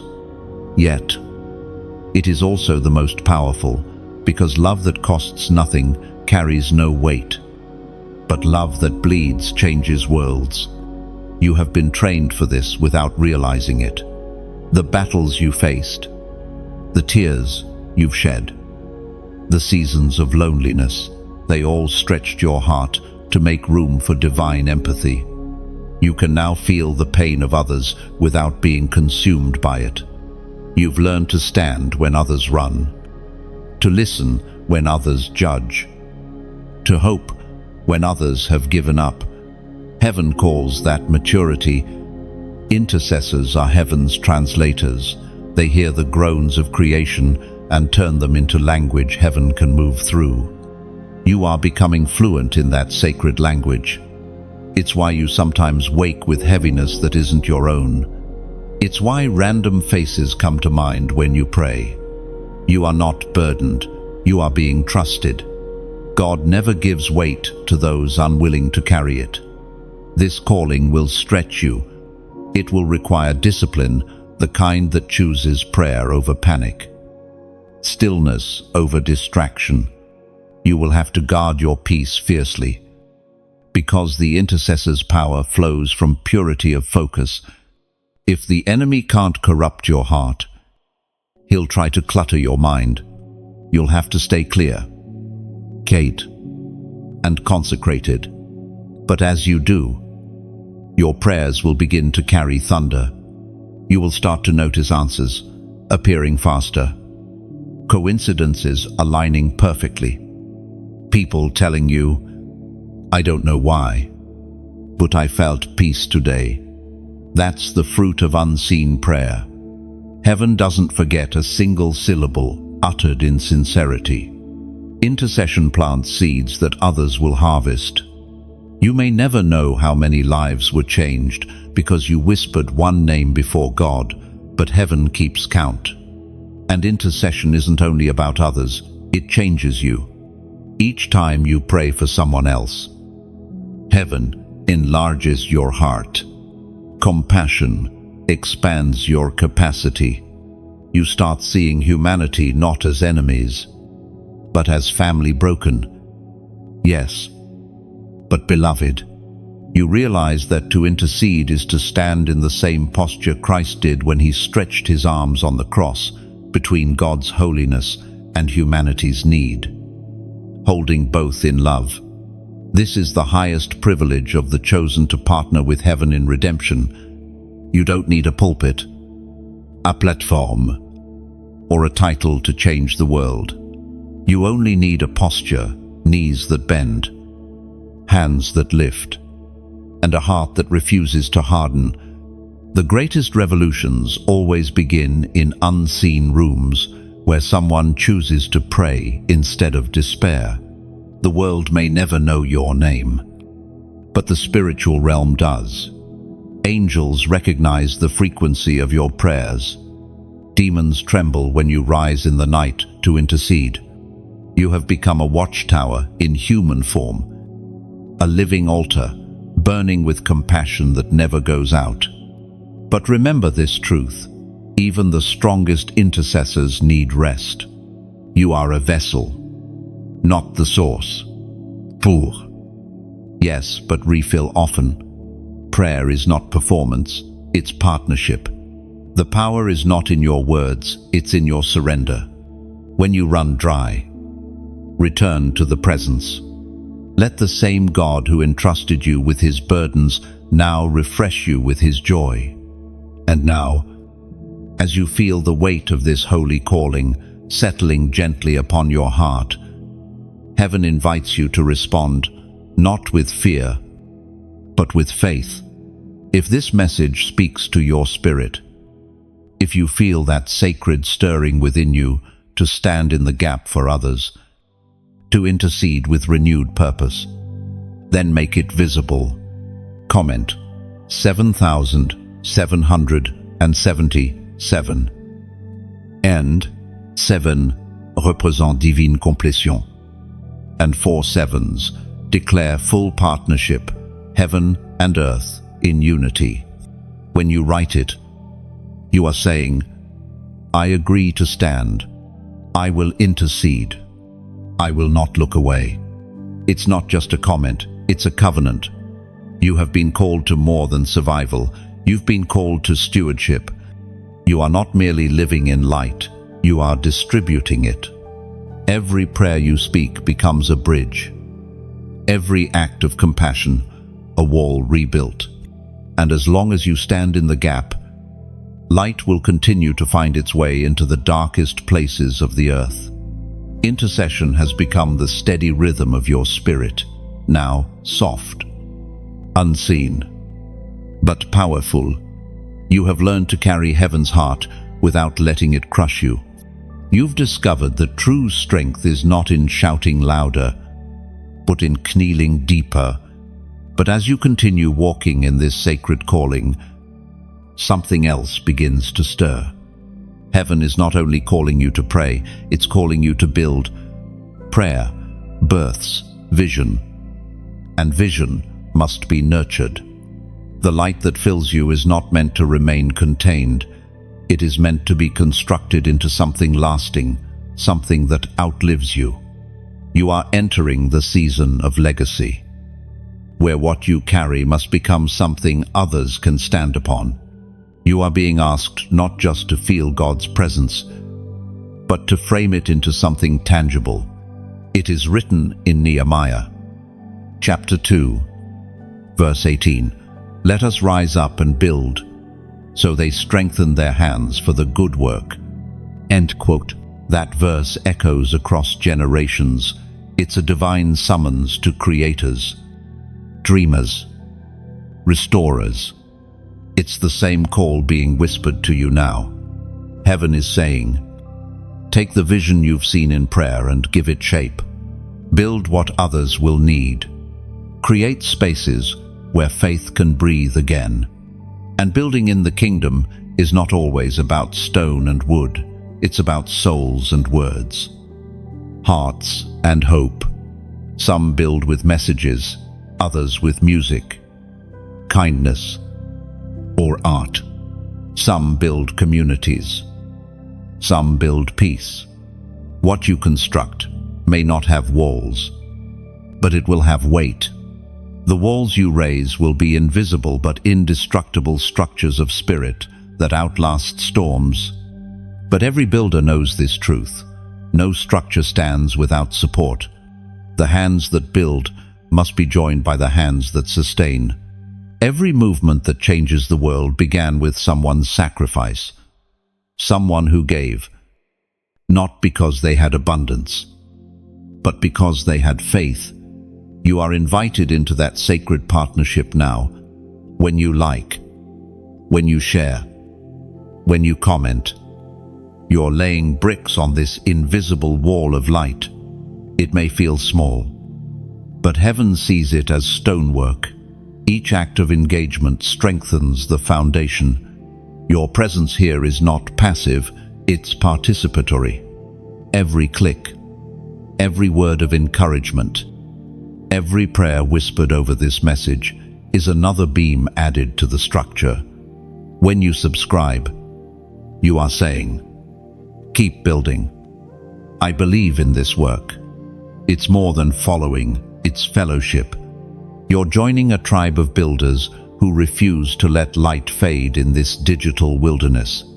You are helping to construct a house where weary souls can rest and remember who they are. And when you give, when you sow into this flame, you are not just donating, you are pouring oil into the lamp of legacy. You are helping the message live beyond one moment. You are keeping the altar burning so others can find their way home. Think of it this way. When you help sustain this work, you're building a lighthouse on a cliff that never goes dark. You're ensuring that someone drifting in stormy waters will always see a beam of hope cutting through the night. This is not manipulation, it's multiplication. What you give doesn't leave your life, it leaves your hand and grows wings. Heaven multiplies it in ways unseen. Some blessings are not counted, they're compounded. And every time you invest in something that carries God's presence, that same presence circles back to your own house. Lighting corners you didn't even know needed warmth. Your generosity, whether in engagement, prayer, or resources, is the cement that keeps these spiritual walls strong. The world builds monuments of ego, but heaven builds memorials of love.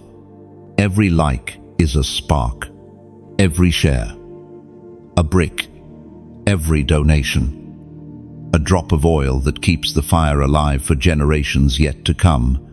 Maybe you've never seen your digital actions as holy before, but they are. You are living in an age where your fingertips can become messengers of heaven. When you share a word that brings hope, it travels farther than your own voice could ever reach. A stranger you'll never meet might find comfort in your comment, courage in your faith, or healing in your generosity. Heaven records that ripple.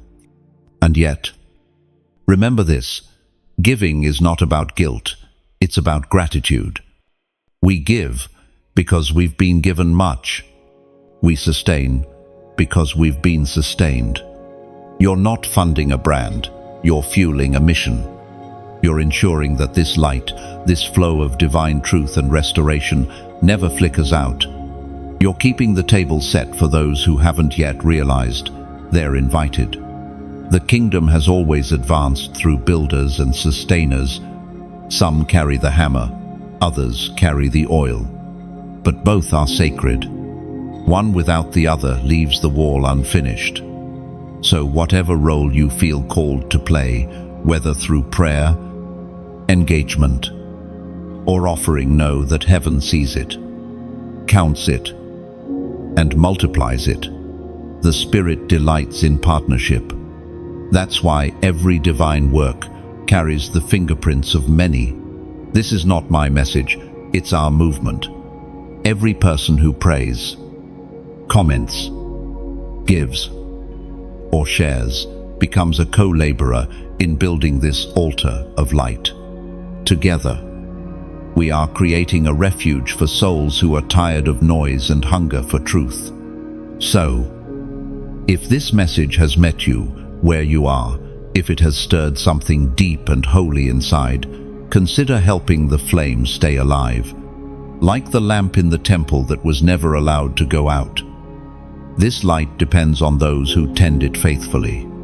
Every small act you make becomes a spark in the eternal fire.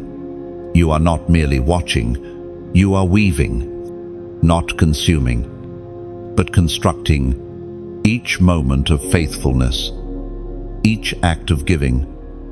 Each word you type is another beam in heaven's architecture. And one day, when you look back, you will see it, the structure you helped build. A sanctuary of hope stretching far beyond your lifetime. A place where countless others found light because you decided to sustain it.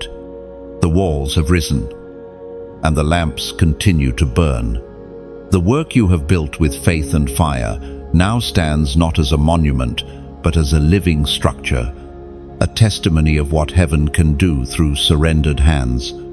Yet as the altar glows brighter, the Spirit begins to whisper again. The message shifts from building to believing. Heaven asks you a question so simply yet so deep. Can you believe for more? This is not the faith that asks for survival, it's the faith that calls forth expansion. You have learned to trust for provision, for peace, for healing. But now the Spirit asks you to believe for multiplication, for the impossible to become inevitable. You are stepping into the dimension of prophetic faith, where belief is not reaction to circumstance, but revelation of alignment. Faith like this doesn't wait for signs, it creates them. It moves as if the miracle already exists. It speaks to what is unseen until it becomes visible. It's the kind of faith that Noah had when he built the ark before rain, that Abraham had when he left home without direction, that Mary had when she said yes without understanding. You carry that same lineage of belief. It is written in Hebrews, chapter 11, verse 1. Now faith is the substance of things hoped for, the evidence of things not seen. Oh, that verse is not a metaphor, it is mechanics. Faith is the unseen structure holding your future together. Every word you speak in faith constructs a new layer of your destiny. Heaven builds with your belief. The greatest miracles always begin quietly, with someone who refuses to bow to doubt. Faith is not emotion, it's decision. It's standing firm when feelings fluctuate. It's saying, even if I don't see it, I still believe. Every time you do, heaven moves in response, because faith, in its purest form, is heaven's favorite language. But let's be honest, believing is not always easy. The world is full of evidence against hope. You've had seasons when faith felt like foolishness, when every prayer seemed unanswered, when every promise looked delayed. You've asked, God, where are you? And heard only silence. Yet even in that silence, your belief was building something invisible. Faith doesn't always change situations immediately. It changes you first. And once it transforms you, the world must follow. Faith is not a shield from storms. It's the anchor that keeps you from drifting. It doesn't remove battles, it redefines them. When you walk by faith, failure stops being final. It becomes fertilizer. Every disappointment turns into direction. Every delay into preparation. Heaven wastes nothing, not even your doubts. Every moment you chose to believe anyway became a brick in your breakthrough. Now, this new faith heaven calls you into will require holy boldness. You will need to speak differently, think differently, and see differently. You'll begin to talk about things that don't yet exist as though they already do. People may misunderstand you. They always misunderstand pioneers. But that's the cost of being ahead of your time. Faith sees the future before the world catches up. This is not the season to retreat, it's the season to declare. Speak life into dry places. Prophesy over what looks impossible. The power that created galaxies lives in your words. Heaven listens for echoes of its own voice. And when you speak in alignment, creation responds. Your faith is not wishful thinking, it's divine collaboration. Faith also requires community. Just as fire spreads faster in clusters, faith grows stronger in agreement. That's why when you type, when you comment, when you declare what you believe, you're not just posting words, you're joining a wave. Your declaration becomes a stone in the river of testimony, a ripple that reaches farther than you know. And that's why, in this moment, if your spirit bears witness that this message is for you, if you feel faith stirring again after a long silence, then let heaven hear your yes. Comment 222. No, 2 represents agreement. And 3 twos declare covenant, heaven and earth, aligning in divine partnership. When you write it, you are not just reacting, you're responding. You are saying, I agree with heaven. I align with what's coming. Ned, faith begins as a whisper and grows into a roar. That whisper has already started inside you. It's the quiet voice that says, I'm not done yet. That voice is heaven's seed, waiting for your agreement to grow. When you echo it, when you say, yes, I believe, you water what heaven planted. You don't need proof to believe, you need presence. Faith lives not in your sight, but in your surrender. You don't have to see the whole picture to trust the painter. Every thread, every color, every delay is part of his design. What feels tangled now will one day reveal a tapestry so intricate that you'll weep with gratitude for every knot. And soon, your faith will no longer be just personal, it will become generational. Your trust will ripple through time, shaping futures you'll never see. Your faith will outlive your breath. Heaven counts it as inheritance. That's the legacy of the chosen, not what they build with hands, but what they believe with hearts. So stand tall in this moment. Let fear fall silent. Let hope rise again. You've seen too much light to doubt now. The same God who brought you through the fire will fulfill every word he spoke. Your faith is not a gamble, it's a guarantee sealed by grace. Type it. Speak it. Live it. I believe again. Let heaven hear it echo through your spirit. You are no longer waiting for proof. You are the proof. Faith has now become your native language. It no longer feels foreign or forced. It flows like breath. You move through life not by calculation, but by conviction. Every step, every choice, every yes feels like a dance with the unseen. The path is not always straight, but it is sure. And even when you can't see what's ahead, peace walks beside you like a loyal companion. But faith, in its purest form, is never static. It always matures into something deeper. Trust. Faith believes God can. Trust knows He will, even when He doesn't. You are stepping into that depth now.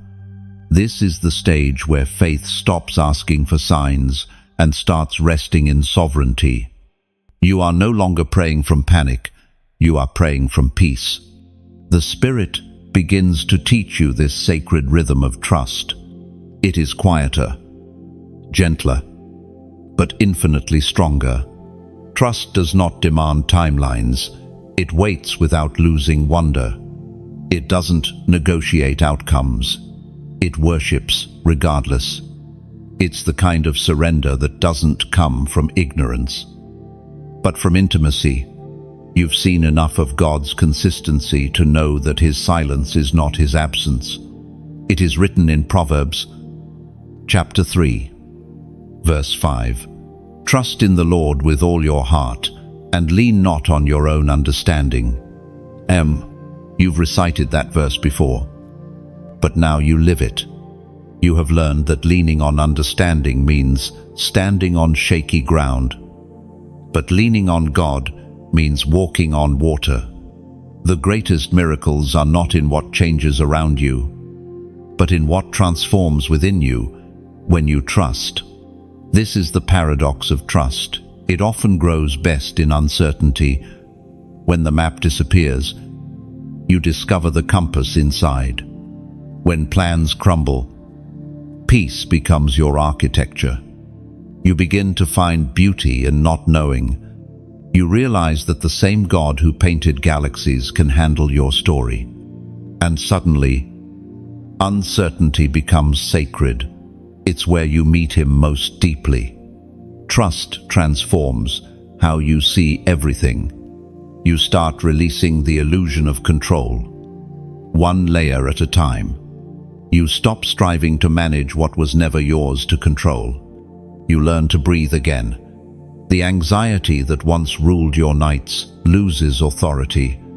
You begin to understand that trusting God doesn't mean you won't feel fear. It means fear no longer makes your decisions.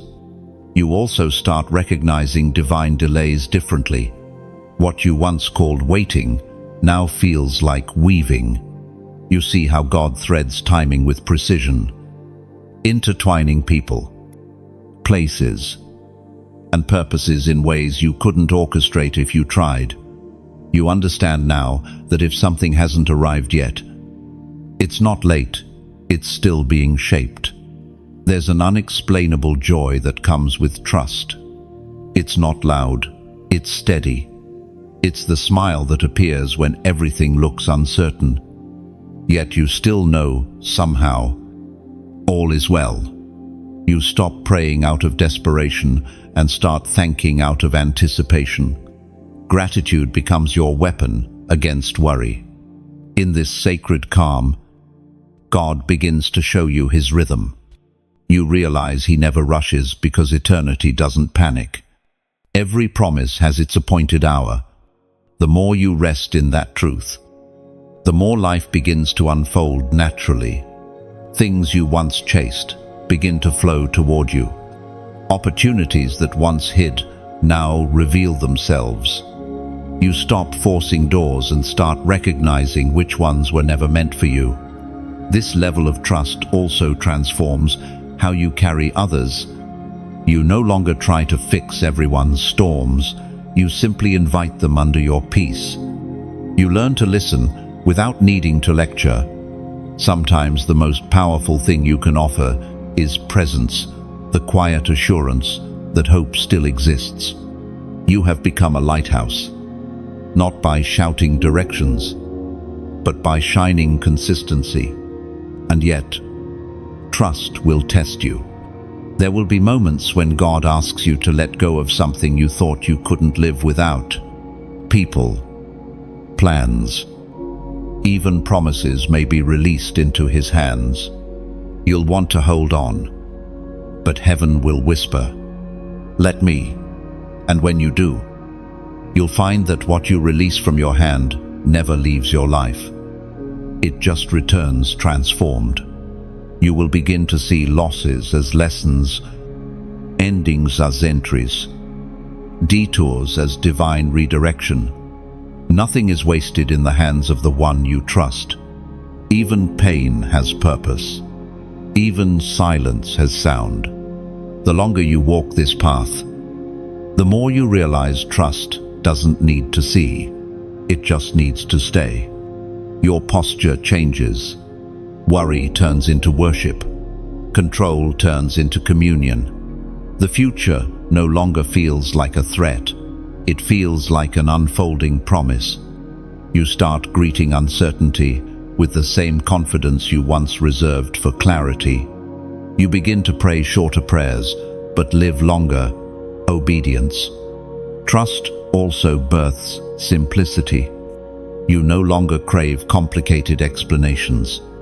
You stop dissecting every delay and questioning every outcome. You simply say, "God knows," and it's enough. This is not passivity, it's maturity. You've graduated from faith that needs proof to faith that is proof. This trust makes you unshakable. Life can bend you, but not break you. Waves can crash, but your roots hold fast. You've become like the tree planted by living water, flexible in wind, immovable in essence. You know now that storms don't steal strength, they reveal it. And the deeper this trust grows, the freer you feel. You no longer fear missing your destiny because you realize destiny isn't a destination, it's companionship with God. You can't miss Him if you're walking with Him. The peace that truth brings will begin to wrap around you like armor. It doesn't mean life gets easier, it means your soul becomes stronger. The path ahead will still twist and turn, but you've stopped resisting the bends. You walk with quiet boldness now, aware that every detour is divine design. Your heart has learned to say, even if not, He is still good. That is the sound of a soul that trusts. Trust has settled into you like breath, quiet, constant, life-giving.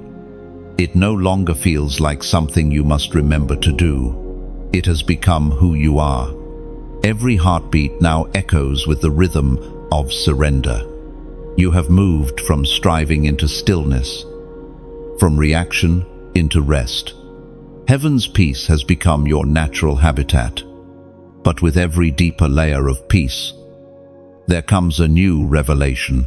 Trust is not the destination. It is the doorway into intimacy.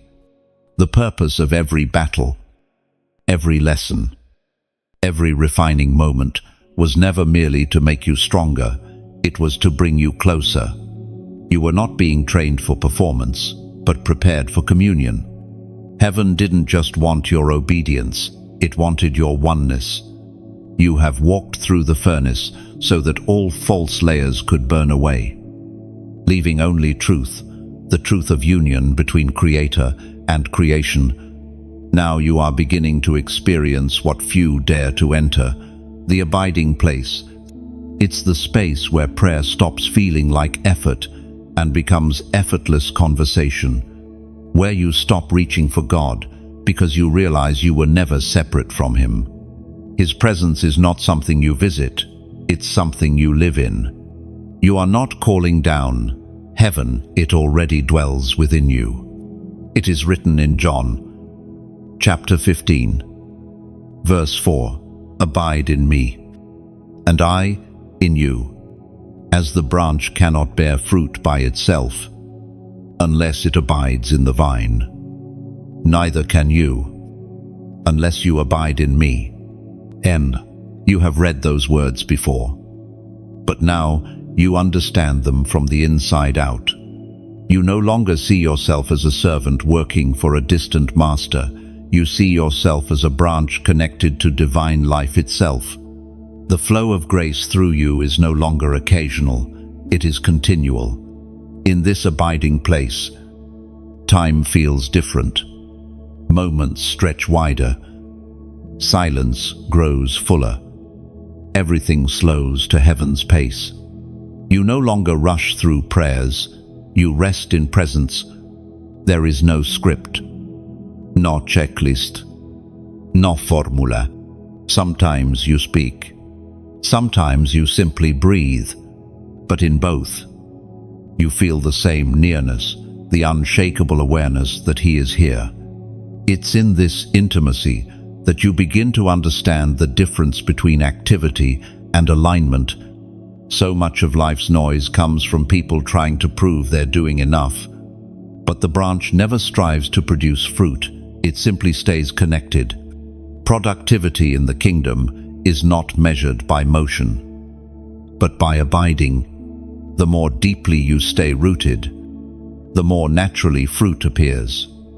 And what fruit begins to emerge in you now? Peace that does not depend on circumstances, joy that no loss can steal, kindness that flows even toward those who wounded you, patience that surprises even yourself, love so unexplainable it becomes a language of its own. These fruits are not achievements, they are evidence of union. In this intimacy, the way you hear God changes. His voice stops sounding like thunder from the sky and starts feeling like a whisper in your own heart. You realize it was never that He stopped speaking, it was that your mind had too much noise. Now, in this calm clarity, you hear Him everywhere, in laughter, in nature, in quiet moments of reflection. Even silence speaks. The more time you spend in His presence, the more you realize that heaven's language is love. Every command, every correction, every whisper flows from that source. Love is not a concept, it is the atmosphere of God. And when you live in that atmosphere, fear cannot breathe. Anxiety loses oxygen. Shame dissolves. This intimacy doesn't isolate you from the world, it equips you to re-enter it differently. You no longer carry peace as something fragile to protect, but as something powerful to distribute. Your presence becomes medicine. People don't know why they feel lighter around you, but they do. You've become a carrier of calm. You no longer react, you radiate. Even your prayers shift in this place. You stop asking for outcomes and start asking for alignment. You pray less about circumstances and more about communion. You realize that being close to the source is better than receiving from it. The gift is no longer what He gives, it's who He is. This intimacy also redefines strength. You used to think power meant unshakable confidence. Now you know it means total dependence. True strength is not standing tall, it's kneeling willingly. You find yourself bowing more often, not from fear, but from awe. Worship becomes your natural language again, not loud, not showy, but real, wordless gratitude that feels like breathing light. In this depth of communion, even suffering changes, meaning you no longer ask, "Why me?" but "What are you revealing through this?" Pain doesn't make you doubt anymore, it draws you closer. You begin to understand that intimacy with God is not built in blessings, but in brokenness made sacred. Every scar becomes a doorway. Every ache becomes an altar. And as this intimacy deepens, you feel lighter. Old fears release their hold. Old identities fade. Old striving dissolves.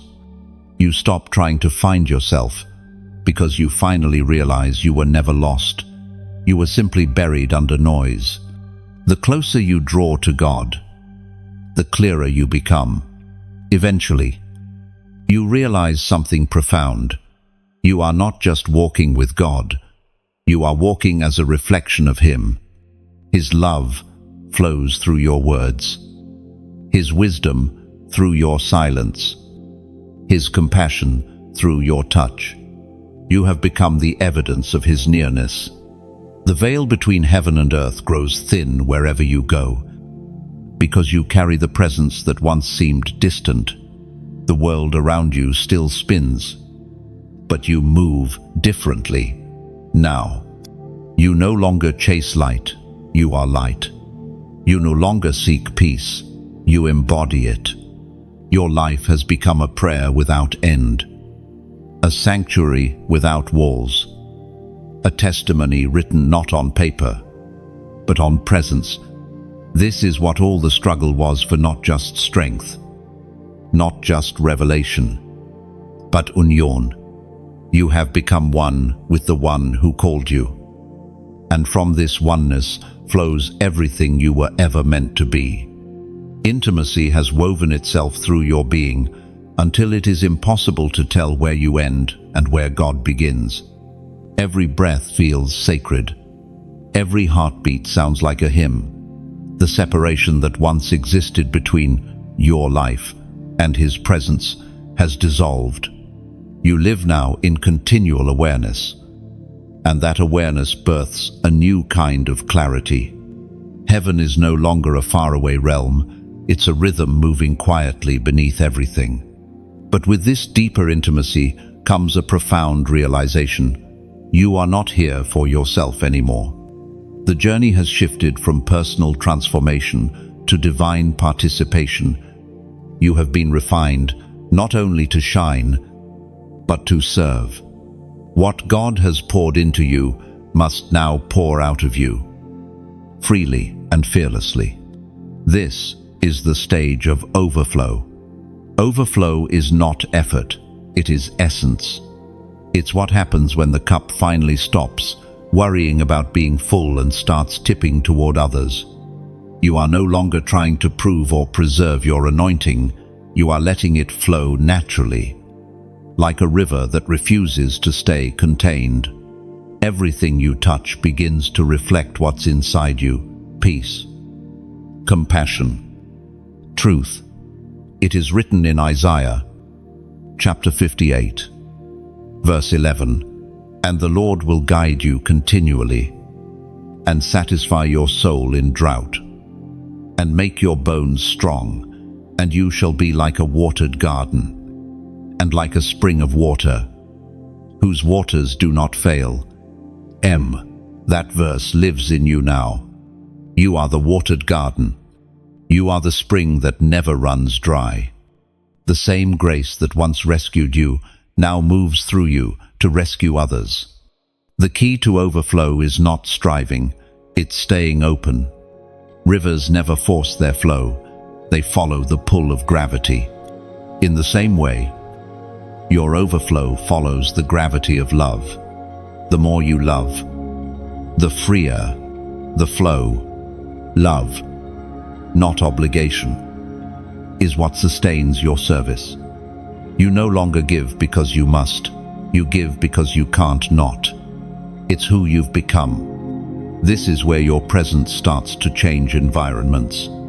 You walk into rooms and heaviness lifts. Conversations turn softer. Hope starts to flicker again in tired hearts. You are not trying to inspire anyone, yet you do, because your peace has become persuasive. People sense that you've been somewhere sacred and somehow brought some of it back. And yet, even in overflow, humility remains your foundation. You understand now that power unanchored by humility corrodes, so you stay low, not in weakness, but in wisdom. You've learned that the deeper the roots, the taller the tree can grow. You remain hidden in the source, even as your fruit becomes visible. You carry influence like water, soft but unstoppable, shaping landscapes without shouting. The Spirit begins to expand your reach. Opportunities appear, some grand, some subtle, but you move carefully, no longer driven by ambition, but by assignment. You've learned to ask not, can I, but should I? Not every open door is ordained. Not every platform is purpose. You choose presence over performance every time. And because of that, heaven trusts you with more. Overflow will test your stewardship. It will ask whether you can stay pure while pouring out. Can you remain grounded while growing widely? Can you keep wonder alive when others start looking to you for answers? This is the holy tension of the mature, the call to give deeply without losing intimacy. The secret is simple but costly. Never pour more than you refill. There will be moments when the flow feels slow, when dryness creeps in. Those are invitations, not indictments. They are heaven's way of drawing you back to the well. You'll learn to step away, to rest, to listen again. True overflow requires rhythm, pour, pause. Pour again, the river that never rests becomes a flood that destroys, but the river that flows in rhythm nourishes everything it touches. In this rhythm, compassion becomes your compass. You begin to feel heaven's heartbeat for humanity, a love so vast it aches. You find yourself praying for strangers, blessing enemies, weeping for the broken. It's not emotion, it's embodiment. The Spirit within you is expanding your capacity to carry others. This is how God multiplies impact through hearts large enough to hold nations. Overflow is not loud. It doesn't announce itself. It simply exists. It moves quietly through conversations, art, kindness, leadership, and service. You'll notice that you start caring less about being seen and more about being useful. The applause of heaven has silenced the hunger for human validation. You've outgrown performance. You've become participation. Sometimes overflow will look like miracles, words that heal, actions that transform. Other times, it will look like simple faithfulness showing up, listening, staying kind when cruelty is easier. Both are sacred. Heaven measures impact not by magnitude, but by motive. The smallest act done in love carries more eternal weight than grand gestures done for glory. And here's the mystery. The more you give, the more you receive. You pour out, yet never run dry. Because true overflow is circular, the more you release, the more heaven refills. You've entered a divine economy where generosity fuels abundance. You have become both vessel and source, both river and rain. This level of grace also attracts those who are thirsty.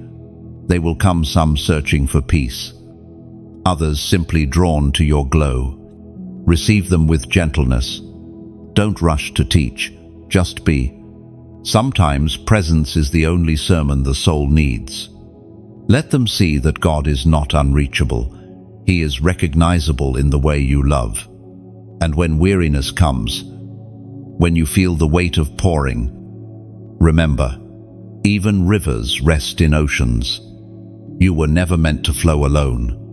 Return often to the depths of divine presence. Let stillness refill you. Let silence sing over you. In every pause, the source restores what service releases. This is your inheritance now, not a life of striving, but of steady flow. You are living proof that heaven's abundance is real, that grace is renewable, that love never runs out.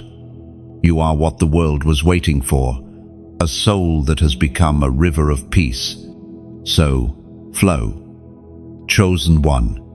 Flow quietly. Flow consistently. Flow until deserts bloom again. The world will never be the same, because you learned not just to receive the light, but to become its stream. The river has run its course through valleys and mountains, through silence and storm. It has wound its way through wilderness and wonder, through pruning and peace. And now, as it nears the sea, the flow slows not from exhaustion, but from fulfillment.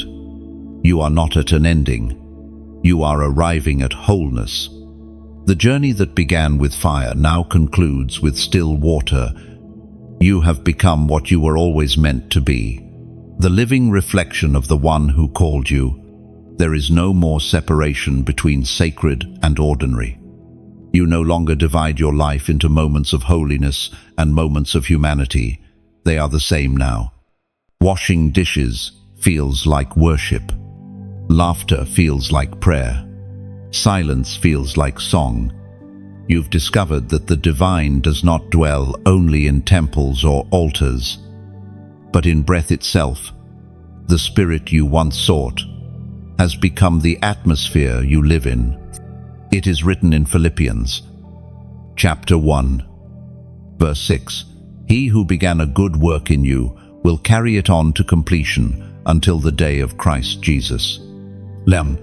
That promise has followed you through every season, and now you see it fulfilled in quiet ways. You are the work being completed. You are the song still being sung. Heaven has not finished with you. It has simply found rest in you. There is a sacred simplicity in this season. You no longer strive to prove, perform, or please. You live in a soft confidence that comes from knowing you are loved without condition. The voices that once demanded perfection have gone silent, replaced by the steady whisper, "You are enough because I am enough in you." That whisper guides everything now. The people who meet you sense it before you speak. They feel safe around you. Not because you have answers, but because you carry presence. You've become the kind of person who doesn't need to fix pain to heal it. You listen deeply, love freely, and forgive easily. That is the fruit of becoming whole. You stop guarding your heart and start giving it. You love without fear of loss because you've learned that love never truly loses. You have also stopped fearing time. You no longer measure your worth by speed or success. Eternity has rewired your perspective. You move slower now, but with greater precision. Every word feels deliberate, every gesture intentional. You've learned that presence accomplishes what pressure never could. You no longer rush ahead of God, because you've discovered He's not waiting at the finish line. He's walking beside you every step. Peace has become your native sound. You don't force it, you emit it.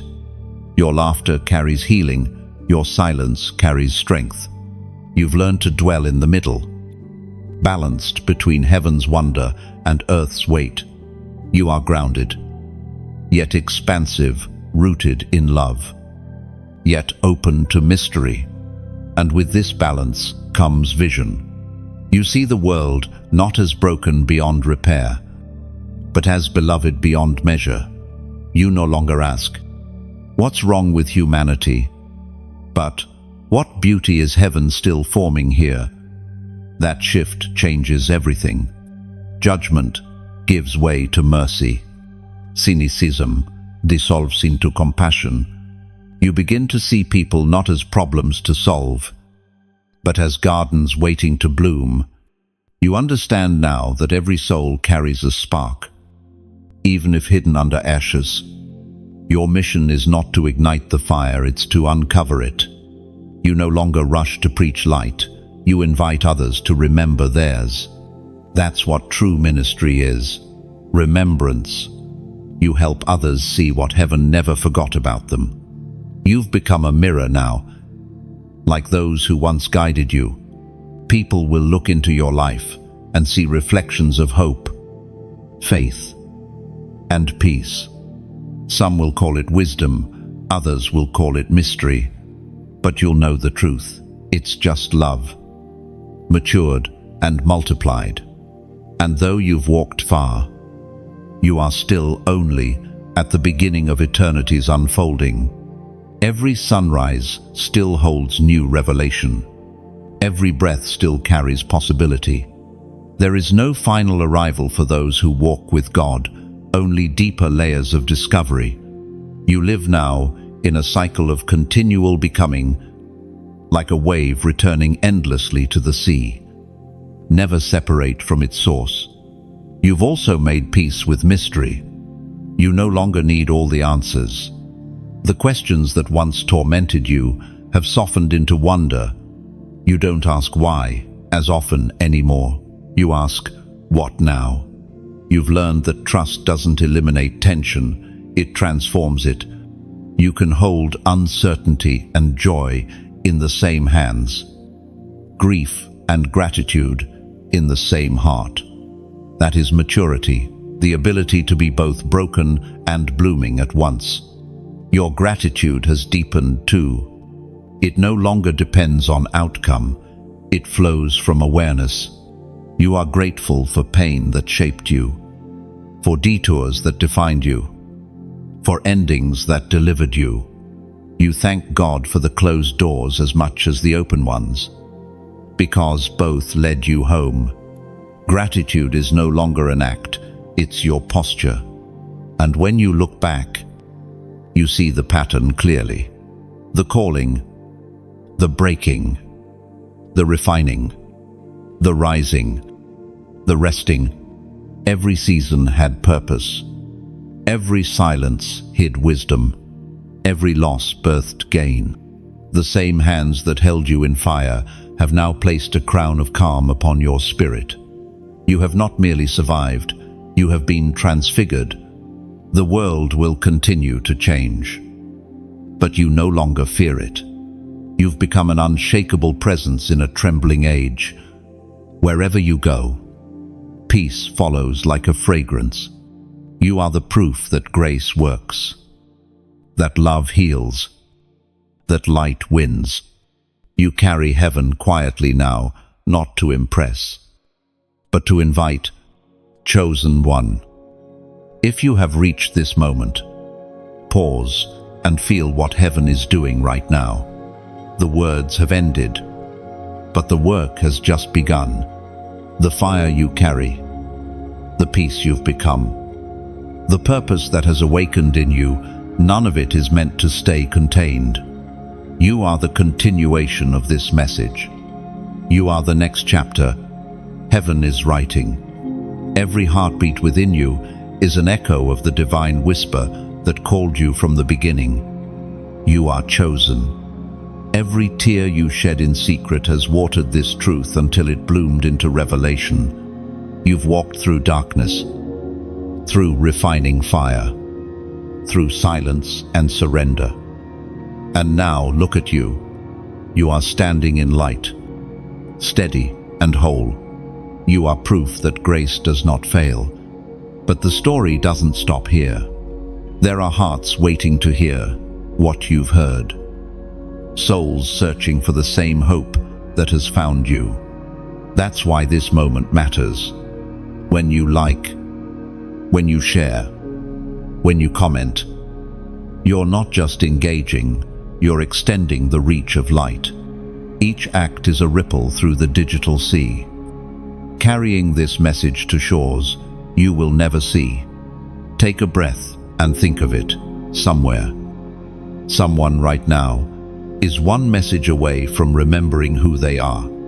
Your simple act, your share, your word, your presence could be the spark that brings them home. You've been blessed to be a blessing, healed to bring healing, lit to ignite others. So, if this journey has spoken to your spirit, if you felt heaven whisper through these words, then don't let it stop here. Subscribe to stay connected to the flow of revelation that began in you. Keep walking with this community of light bearers, this family of chosen ones who refuse to let hope die in the noise. And when you comment, let it be your testimony. Speak life into the thread below. Share what you've felt, what you've learned, what's changed. You never know whose heart your words will touch. Together, we have built something sacred here, a living altar made of faith, hope, and love. Let's keep the fire burning. Let's keep heaven's message moving. Like, share, subscribe, and let your comment become a spark in this holy chain of light. Because the world still needs the sound of chosen ones rising